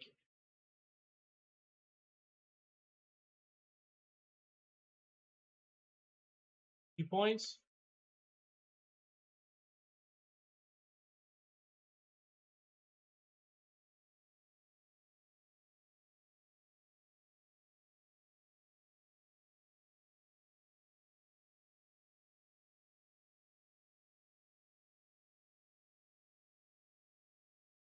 Well, that was an intense Alterac Valley match. Time to get ready.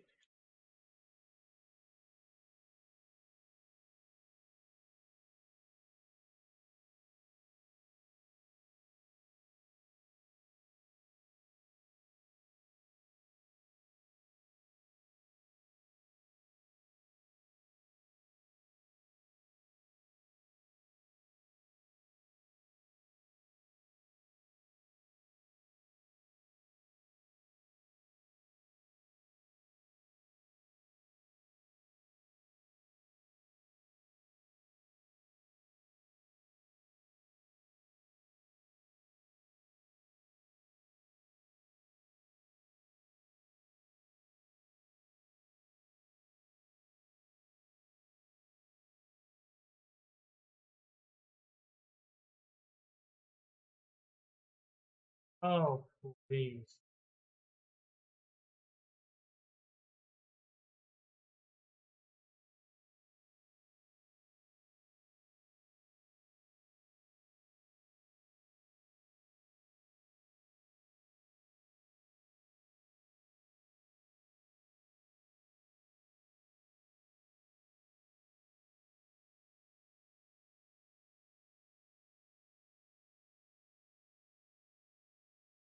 Oh, dude.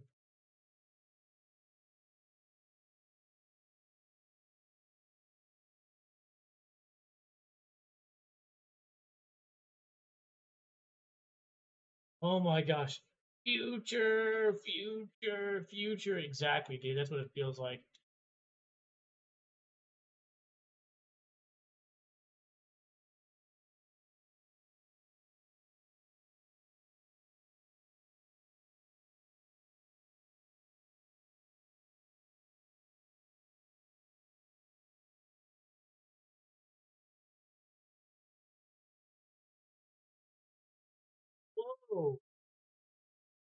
Okay, it seems like you get a crap ton for like playing it like that.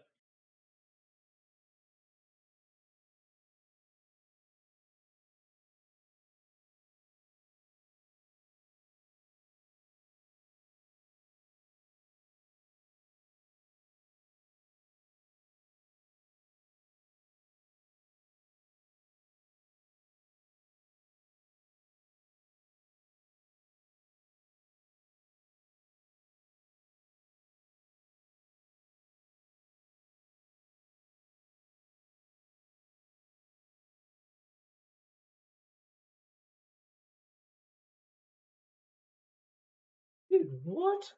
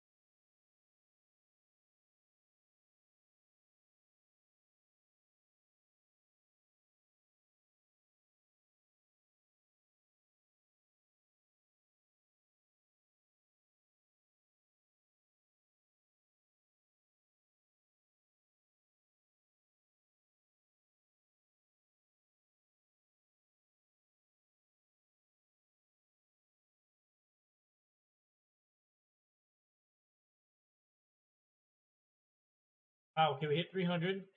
Go.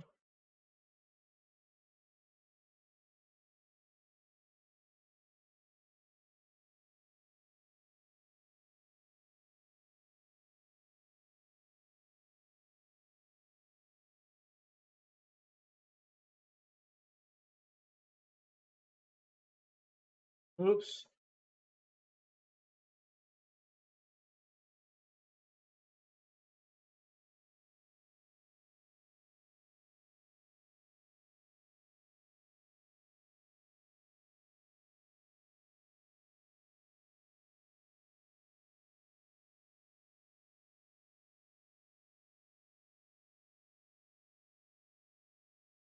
Oh my.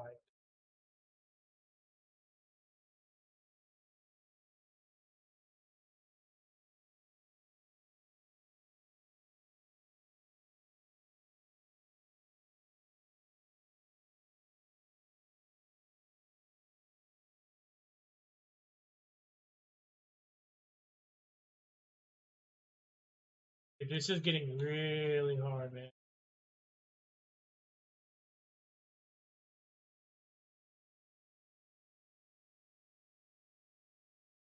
The stuff from game, assuming there should be some. Let's see. I think you might be right, Mason. Okay.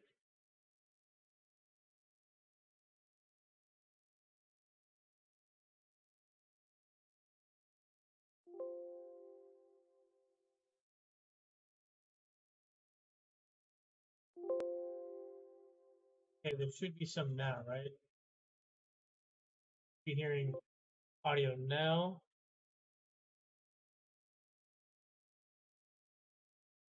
Thank you for letting me know. I think I know what happened. At the computer, I forgot to get the sound going. Forgot to route it to the capture card.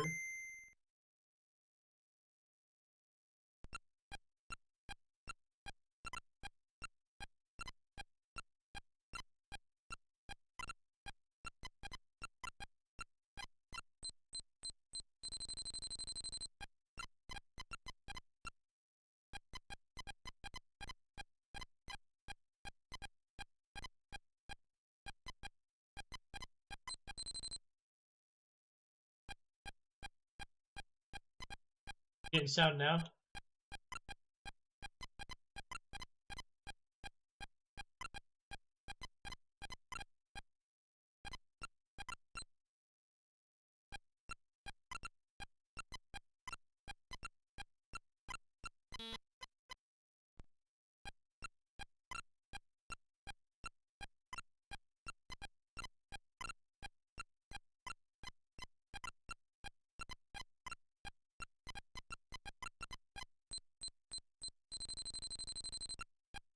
Right?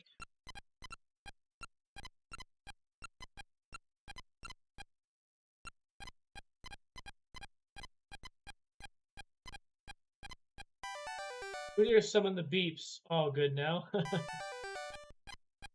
appreciate it, Mason. I really do. Because if you didn't say anything, I wouldn't have known.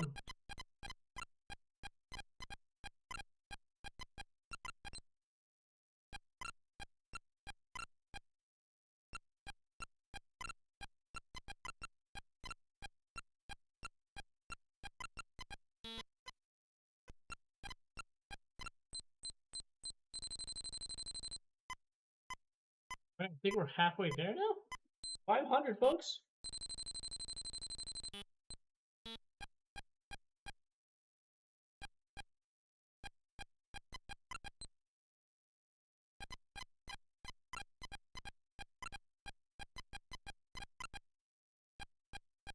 Thank you for being a good mod, Mason.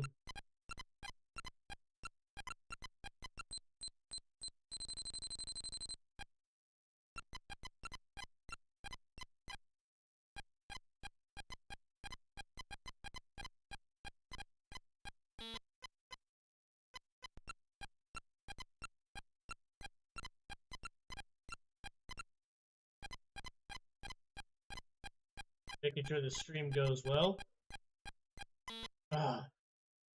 Being a mod isn't just all just laying down the ban hammer.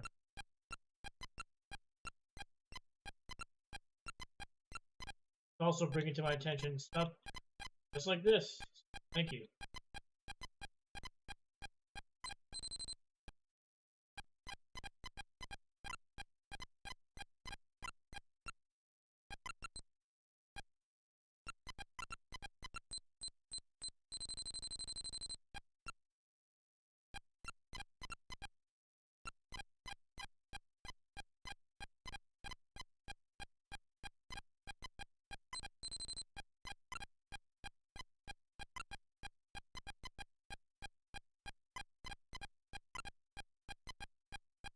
Oh my goodness.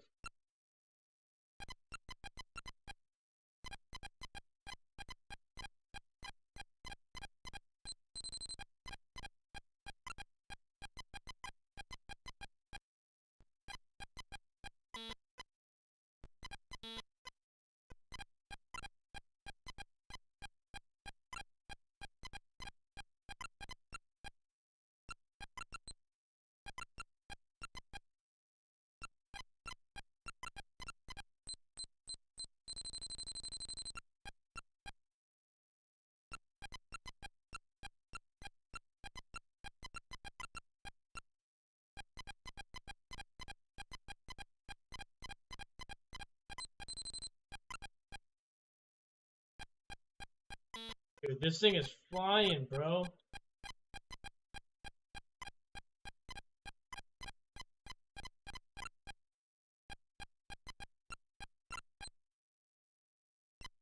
Gosh.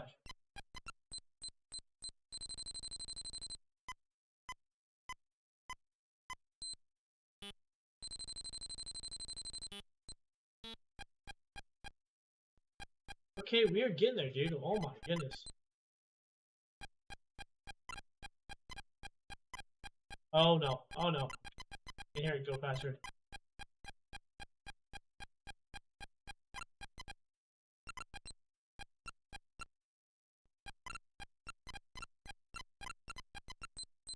Woo! Got to go. Ciao. Have a good one, Pete. Thank you for stopping by, bro. Appreciate it. If you could tune in from work, that'd be awesome.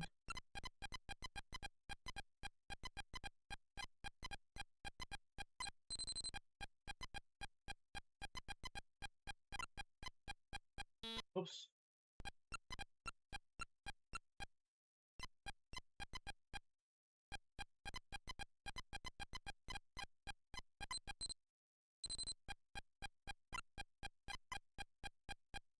Oh my gosh, dude, this is getting insane.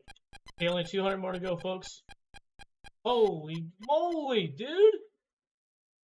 Wow.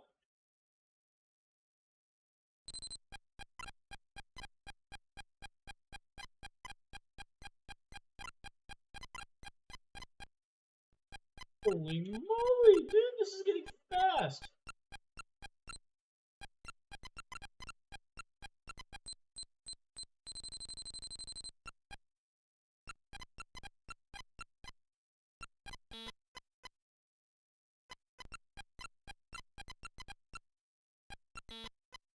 Okay, where is that one coming from? Oh, it's the very top line. I guess I didn't see.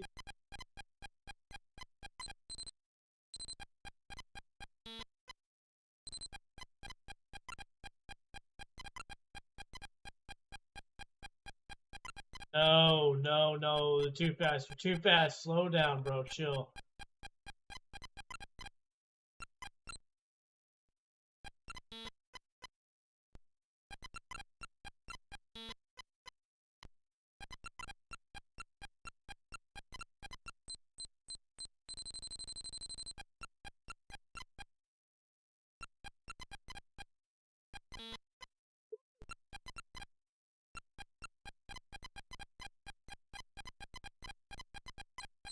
Oh my goodness.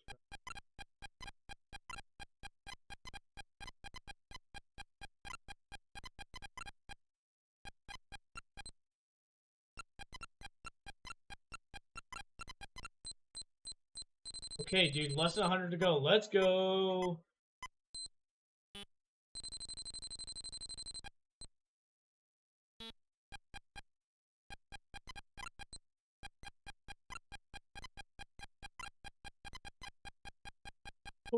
Of course they're gonna turn it up to a freaking 100. Right here, man. Come on.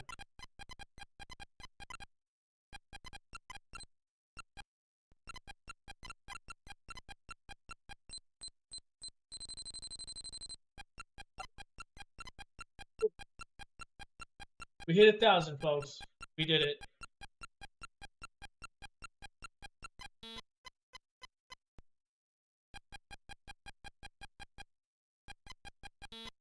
Let's just go ahead and let it end. Wow, wow, wow, wow, wowie, wowie, wow. Woo!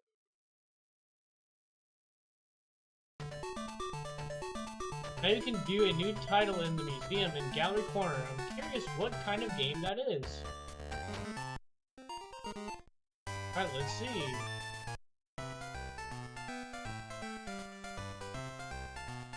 Oh, sorry, it's not a gift in Gallery Corner, right?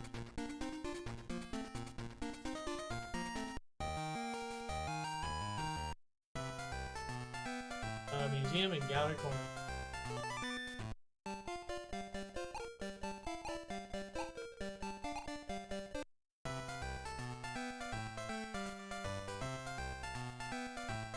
So that took us 20-something minutes. Wow, okay. Yeah, I was actually recording the gameplay, and it looks like we only recorded for like 23 minutes and something seconds, so... Wow.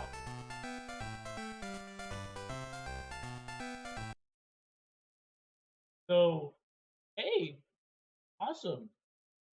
Okay, let's go ahead and document our playthrough, huh? Hey, Donkey Kong 2 in the Game & Watch? Yes, and today's date is the 22nd. Boom. So our next game we are moving on to is Donkey Kong 3.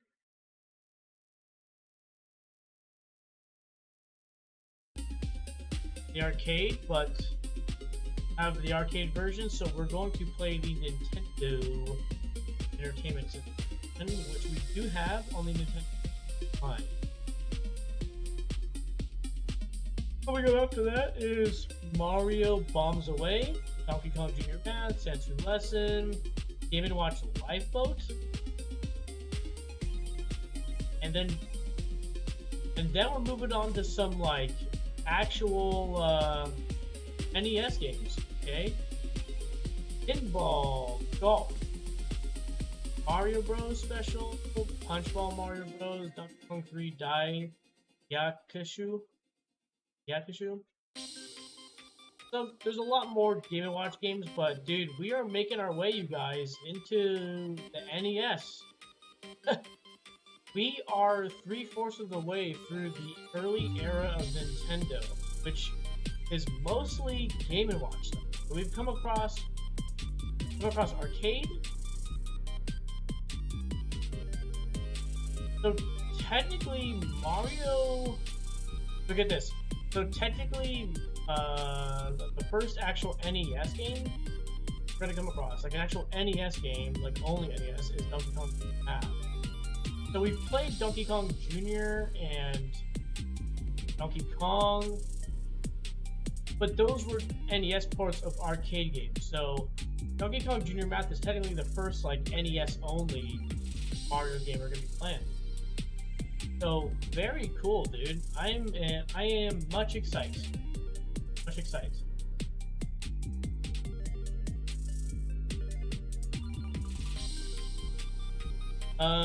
Anyways, let's maybe move on to the next portion of the stream, which is Call of Duty.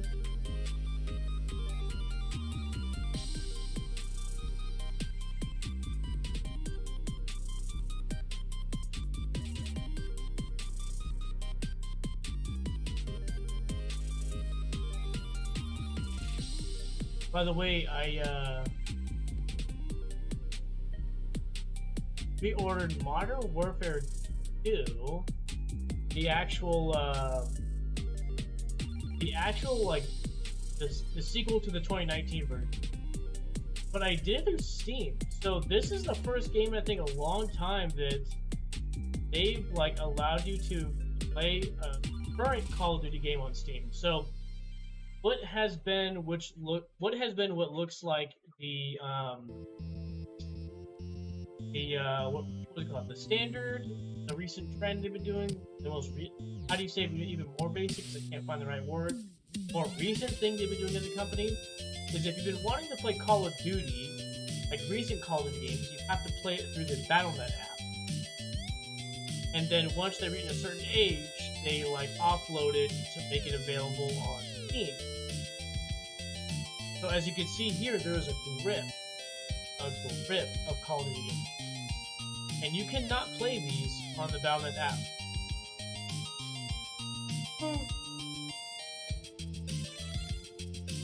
Only exception is Modern Warfare 2, the reboot Modern Warfare 2, not the Modern Warfare 2 from 2009. The oldest game the oldest Call of Duty game right now you can play on BattleNet is Black Ops 4, which was launched fall 2018. So it's Black Ops 4, Modern Warfare, Call of Duty Cold War, Call of Duty Vanguard are all on BattleNet right now. You can only play them on BattleNet. You cannot play them. Well, sorry, we're talking PC. Get the console version, it doesn't matter, but we're talking PC. Right? You can only play BattleNet. So I'm curious to see. Let's just check right now. Did they only make Black Ops?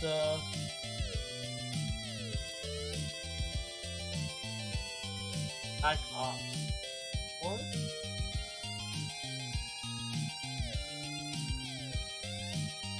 Looks like it's just up to,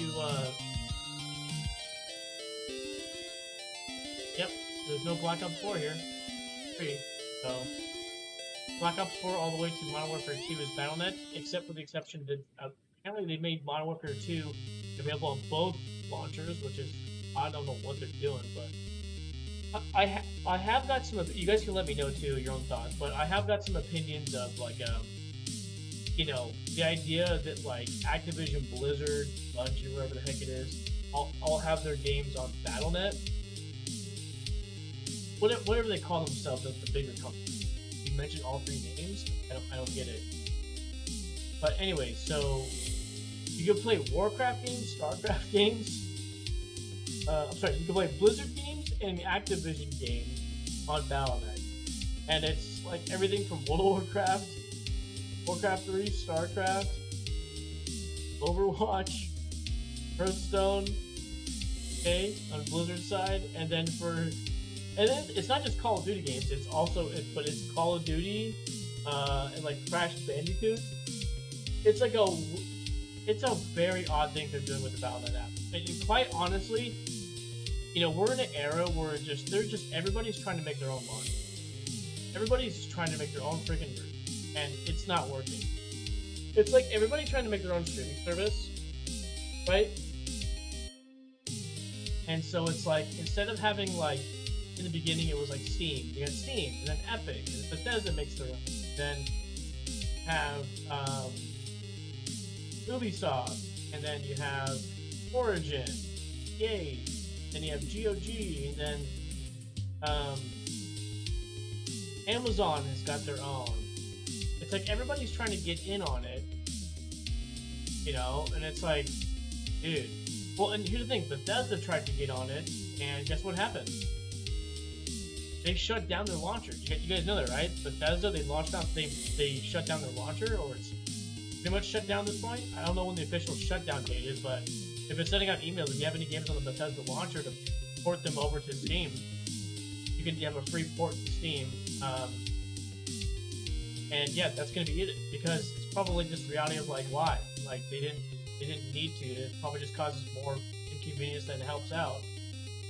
But anyways, with that being said, yeah, everybody's been trying to do their own launcher. And from people, what they're saying about the BattleNet launcher is a lot of Blizzard fans do not like starting up the Battle.net app and then seeing Call of Duty Warzone in their face, Call of Duty Warzone bundles and discounts and season pass, and you got to get the new Call of Duty. Oh, you got to get it now because it's 60% off. Get it now, deal going on. It's like, bro, I just want to start up my Battle.net app and play Warcraft 3. I want to start my Battle.net app and play World of Warcraft. And leave me alone.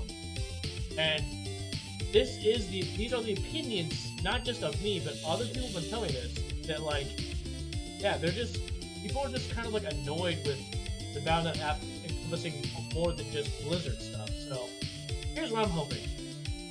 Hopefully companies can learn to not intermingle like all your subsidiaries, right? Like for example, the firm that owns Pete's Coffee is Stumptown Coffee, right? Pete's Coffee being like the Starbucks, right?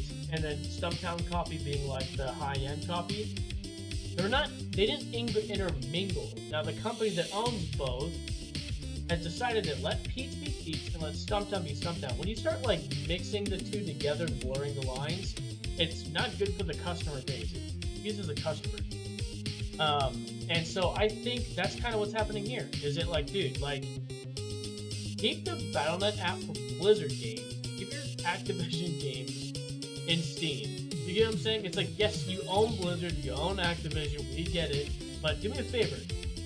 Leave Battle.net to be Blizzard games, as it's always traditionally been Battle.net. That's not an Activision thing. And leave your Activision games in Steam or Epic, another store. Like, please, like, get it off the Battle.net app. Does anybody know what I'm talking about? Like, I hate to rant about it, but it's just kind of annoying.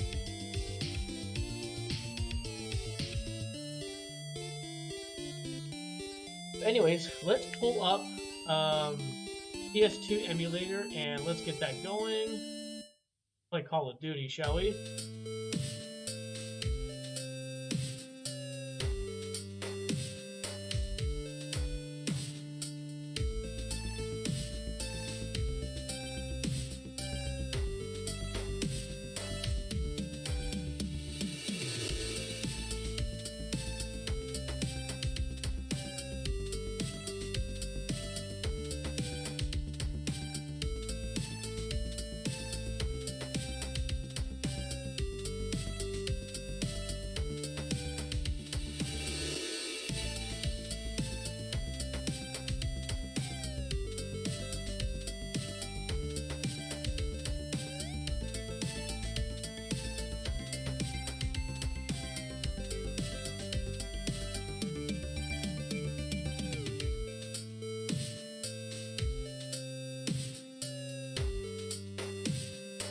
Okay, let's update that.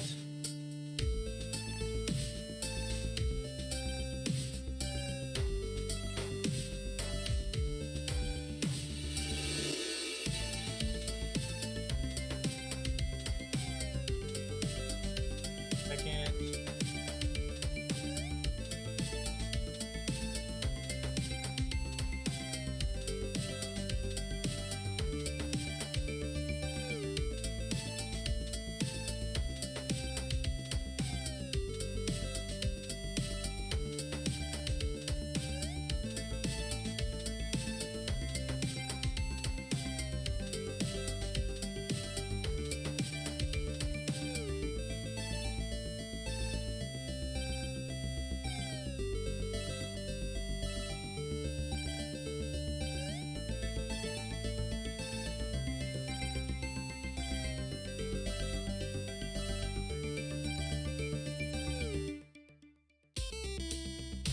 One second, you guys.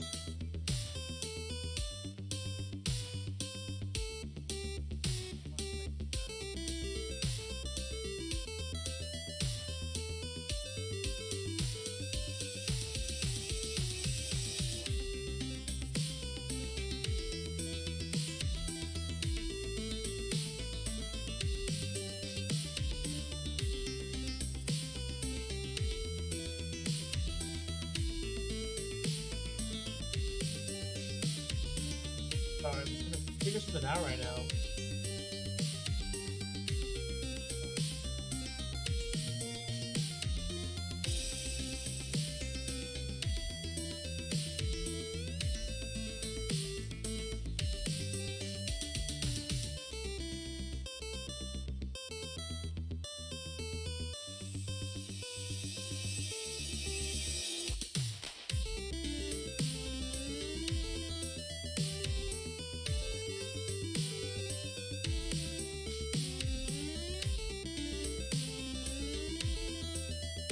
What now? Let's play some Call of Duty, shall we?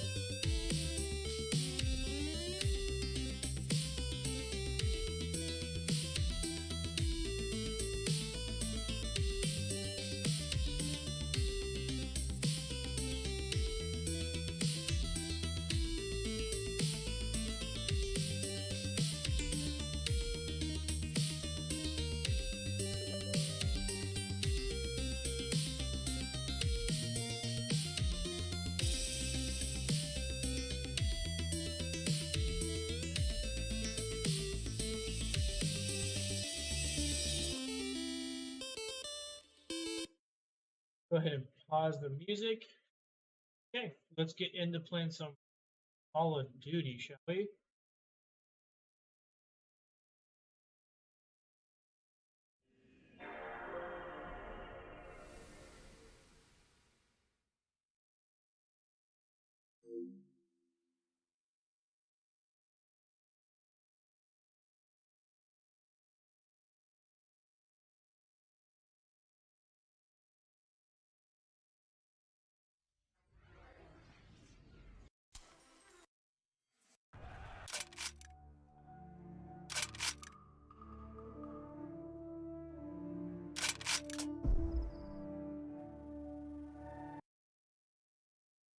Okay, where do we pause?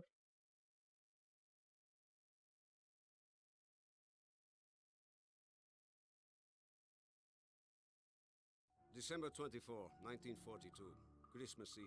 What we began at Stalingrad, we were to finish as part of Operation Little Saturn on a remote airfield near the small village of Tatsinskaya. Our assignment was to approach the airfield from the north via the River Don, cutting off and encircling the stranded German forces Hitler had forbidden to retreat. There at Tatsinskaya, we would surprise the airfield, destroying as many aircraft as we could, cutting off the resupplying of Nazis in the Stalingrad pocket. This was an assignment I was going to enjoy. But as we were about to spring our attack, the Germans got word we were there and launched a frantic evacuation. We may have missed yelling surprise, but there was still plenty of party to be had. Hey.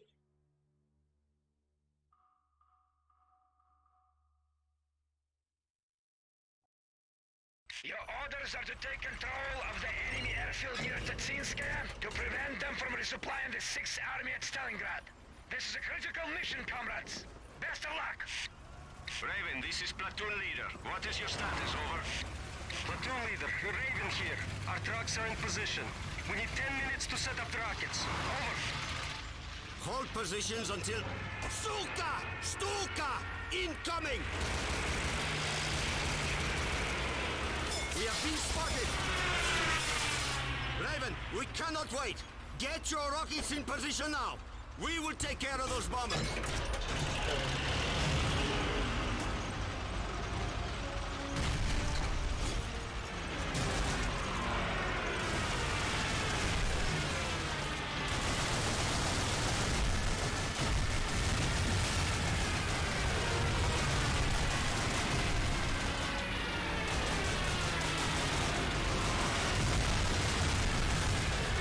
You're moving so fast, bro.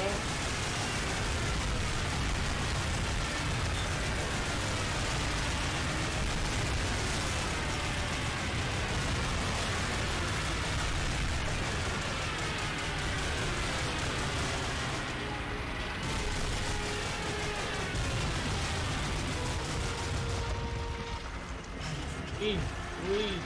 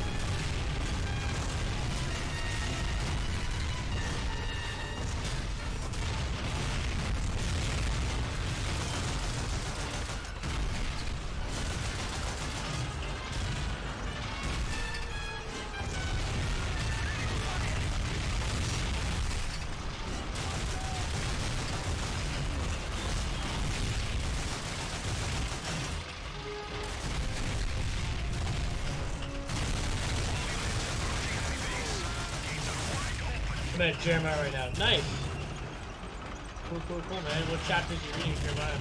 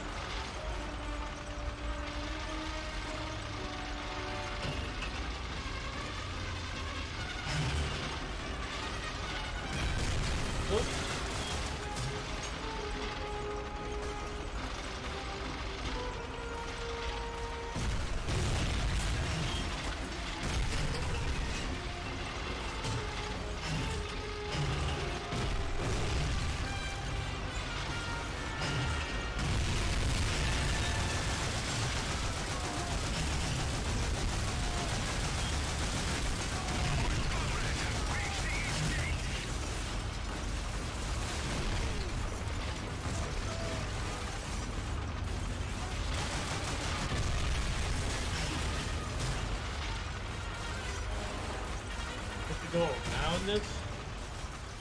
Can we just go over these little fences here? We need to make some repairs too, Major. Follow that tank. All units, we're pinned down by an anti-tank crew. We can't get through to the airfield until somebody takes them out.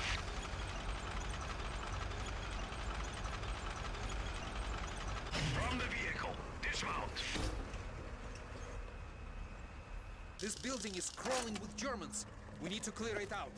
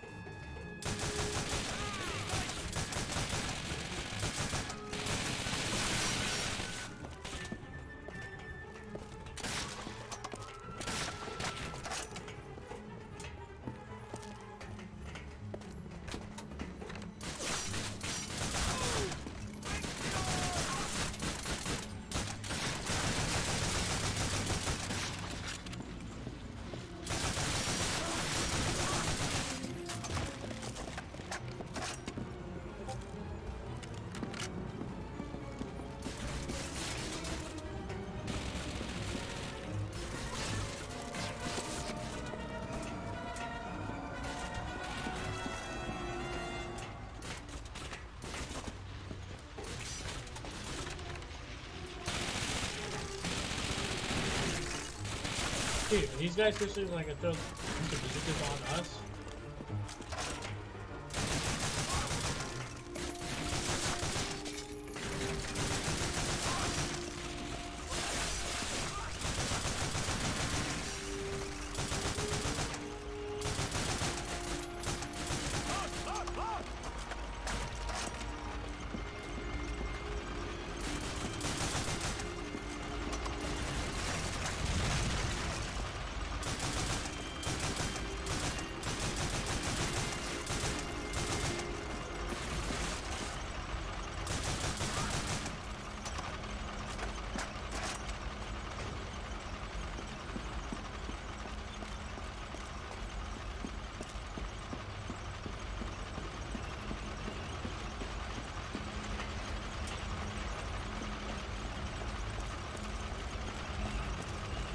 She's good as new. Let's go.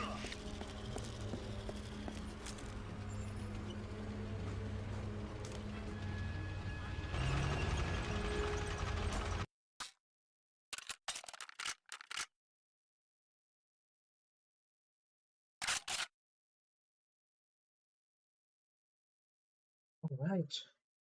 Level done. Go ahead and move on to the next one.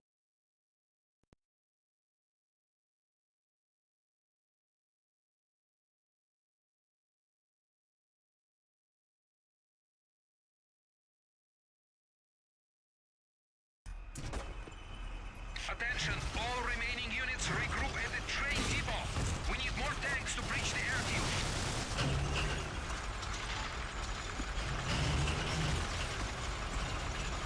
Let's go blow up some planes. Roll out.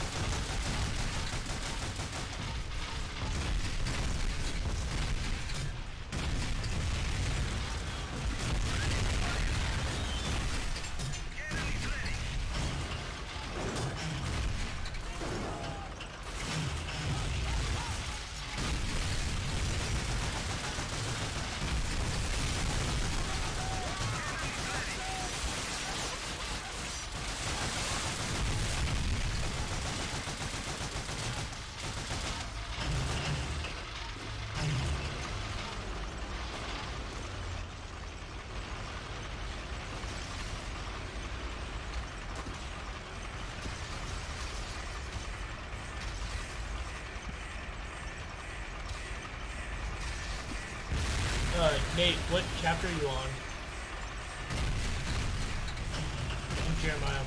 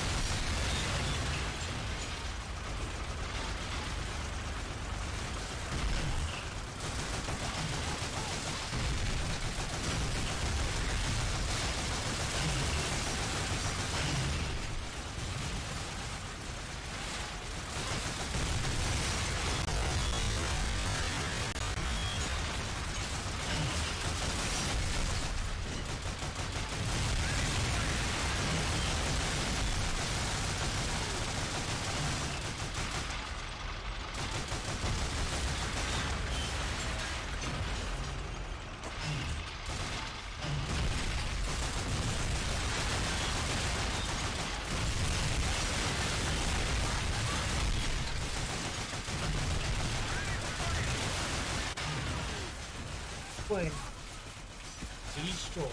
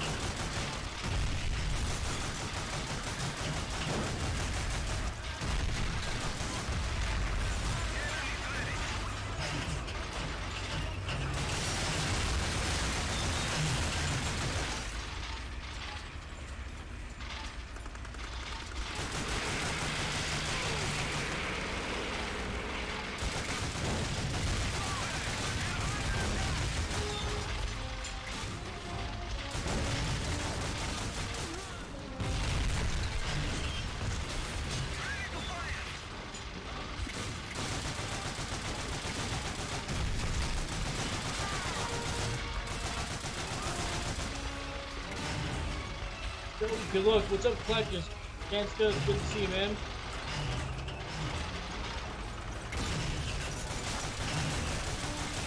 How's your night going?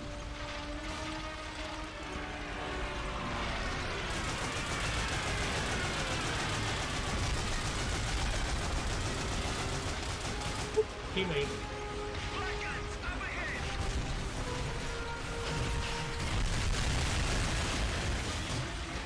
Appreciate you stopping by.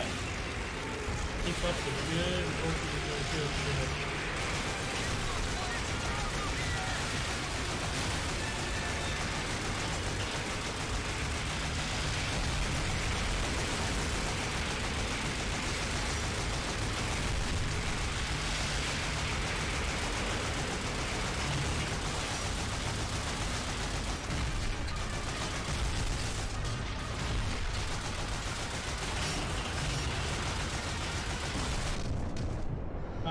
What was that? Attention,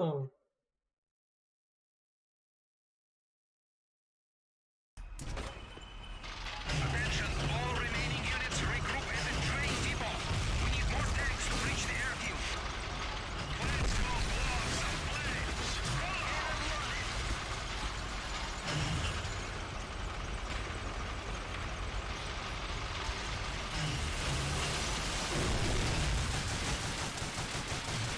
Loaded and ready to fire.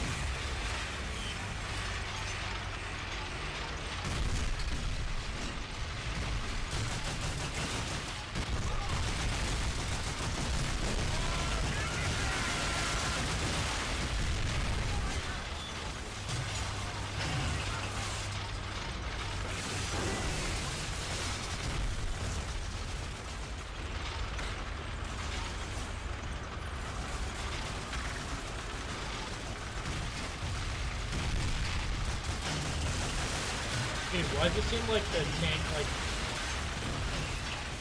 only machine gun we can, like, destroy a plane?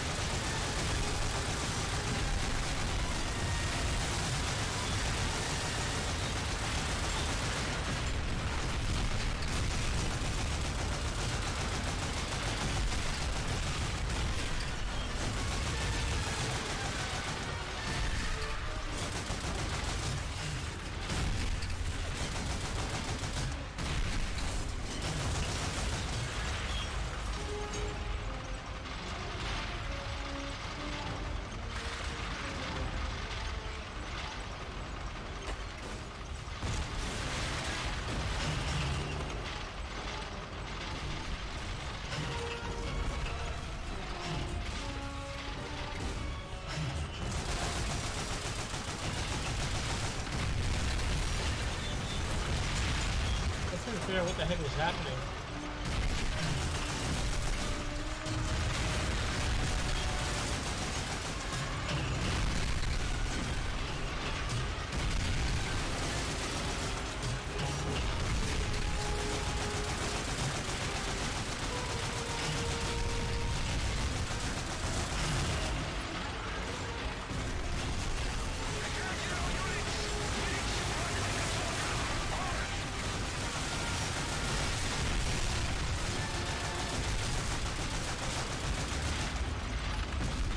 Friendly launch field.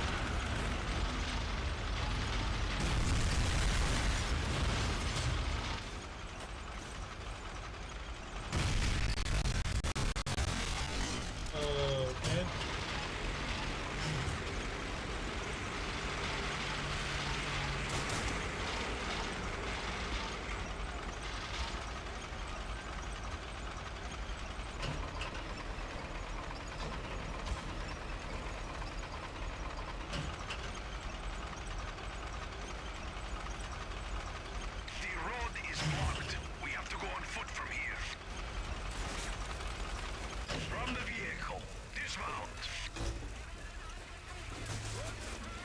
Sir, the fascists have barricaded themselves inside the control tower.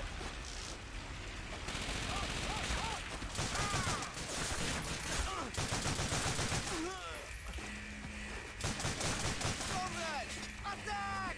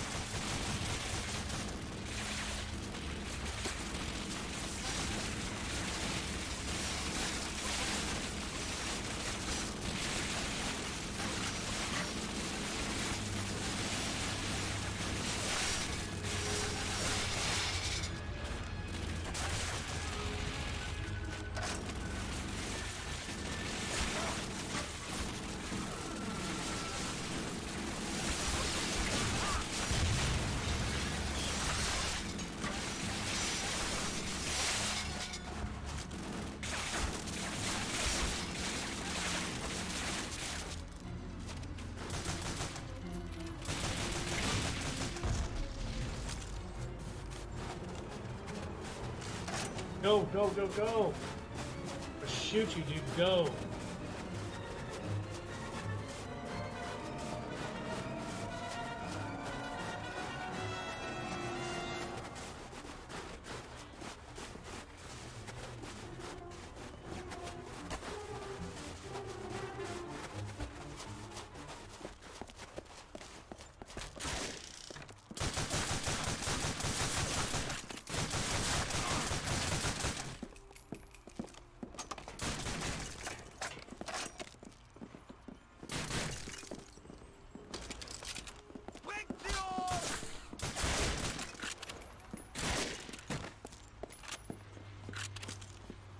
This. I like it.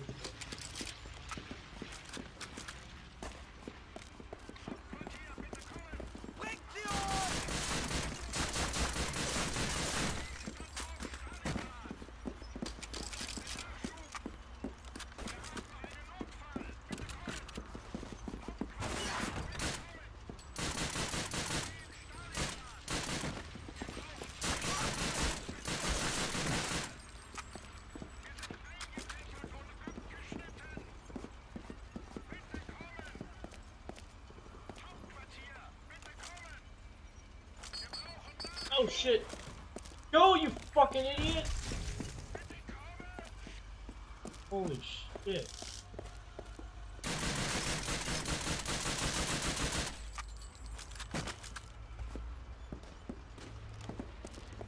Let's gather some intelligence for headquarters. Holy shit, that pissed me off. I was like, if I die and restart the mission because of an idiot, I'm Look, this will certainly make some heads turn. Let's get back to headquarters. Nice bonfire you lit up today, comrades. That should keep us warm most of the winter. Wow. All I gotta say.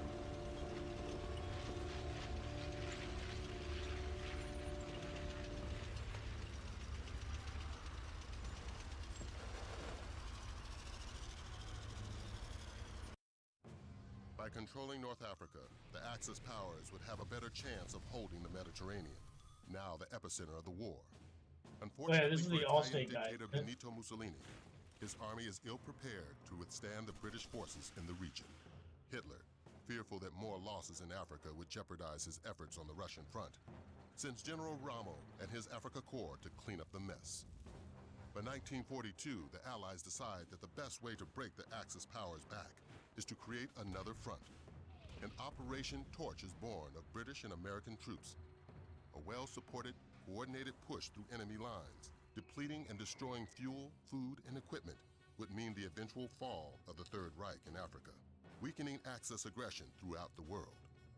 All goes as planned, and by January 1943, British General Montgomery's 8th Army has Rommel and his troops on the run, scrambling to make their valiant last stand at the Mareth Line.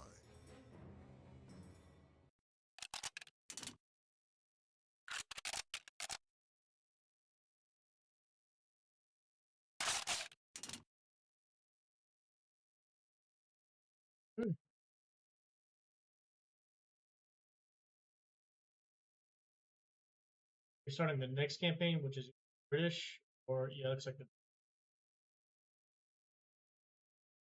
Go ahead and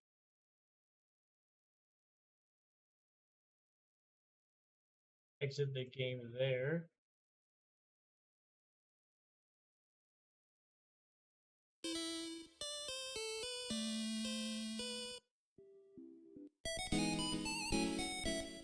Well, we've been streaming for 2 hours, 52 minutes, just about 3 hours, so I think I might call the stream about 10 o'clock. But yeah, well, we sign off. Just want to give my thanks. Thank you, everybody. Mason, Nate, Pete. Thank you, Konska, for stopping by. Just thank you for the support, you know. And what I mean is that just simply by lurking. Yeah, by simply by you guys just lurking and having the stream on the background, or you're watching it intently, either way, it's a form of support, and I appreciate that. You know, because people got things to do, and you have the time and energy to put my stream on, that's a lot, so maybe we'll shoot, I don't know. Do I do a coffee stream tomorrow? No, we'll do a next stream. Maybe try to make up for missing 2 days. But yeah, I appreciate you guys all for coming out Friday night and hanging out. Yeah, we'll try to be back tomorrow. If not, if they posted, keep the notifications on, because that's when you'll know when I'm text. But you know, outside of Twitch, you guys, you know, I do hang out a great amount in Discord, and throughout the week we're in the voice chat channel, just hanging out, playing games. So you know, make sure you know, to always be checking in directly in Discord. Most of the time, just be hanging out and talking or playing games in the voice chat. You know, so if you ever want to like work and hang in voice chat, we'll all just play our own game.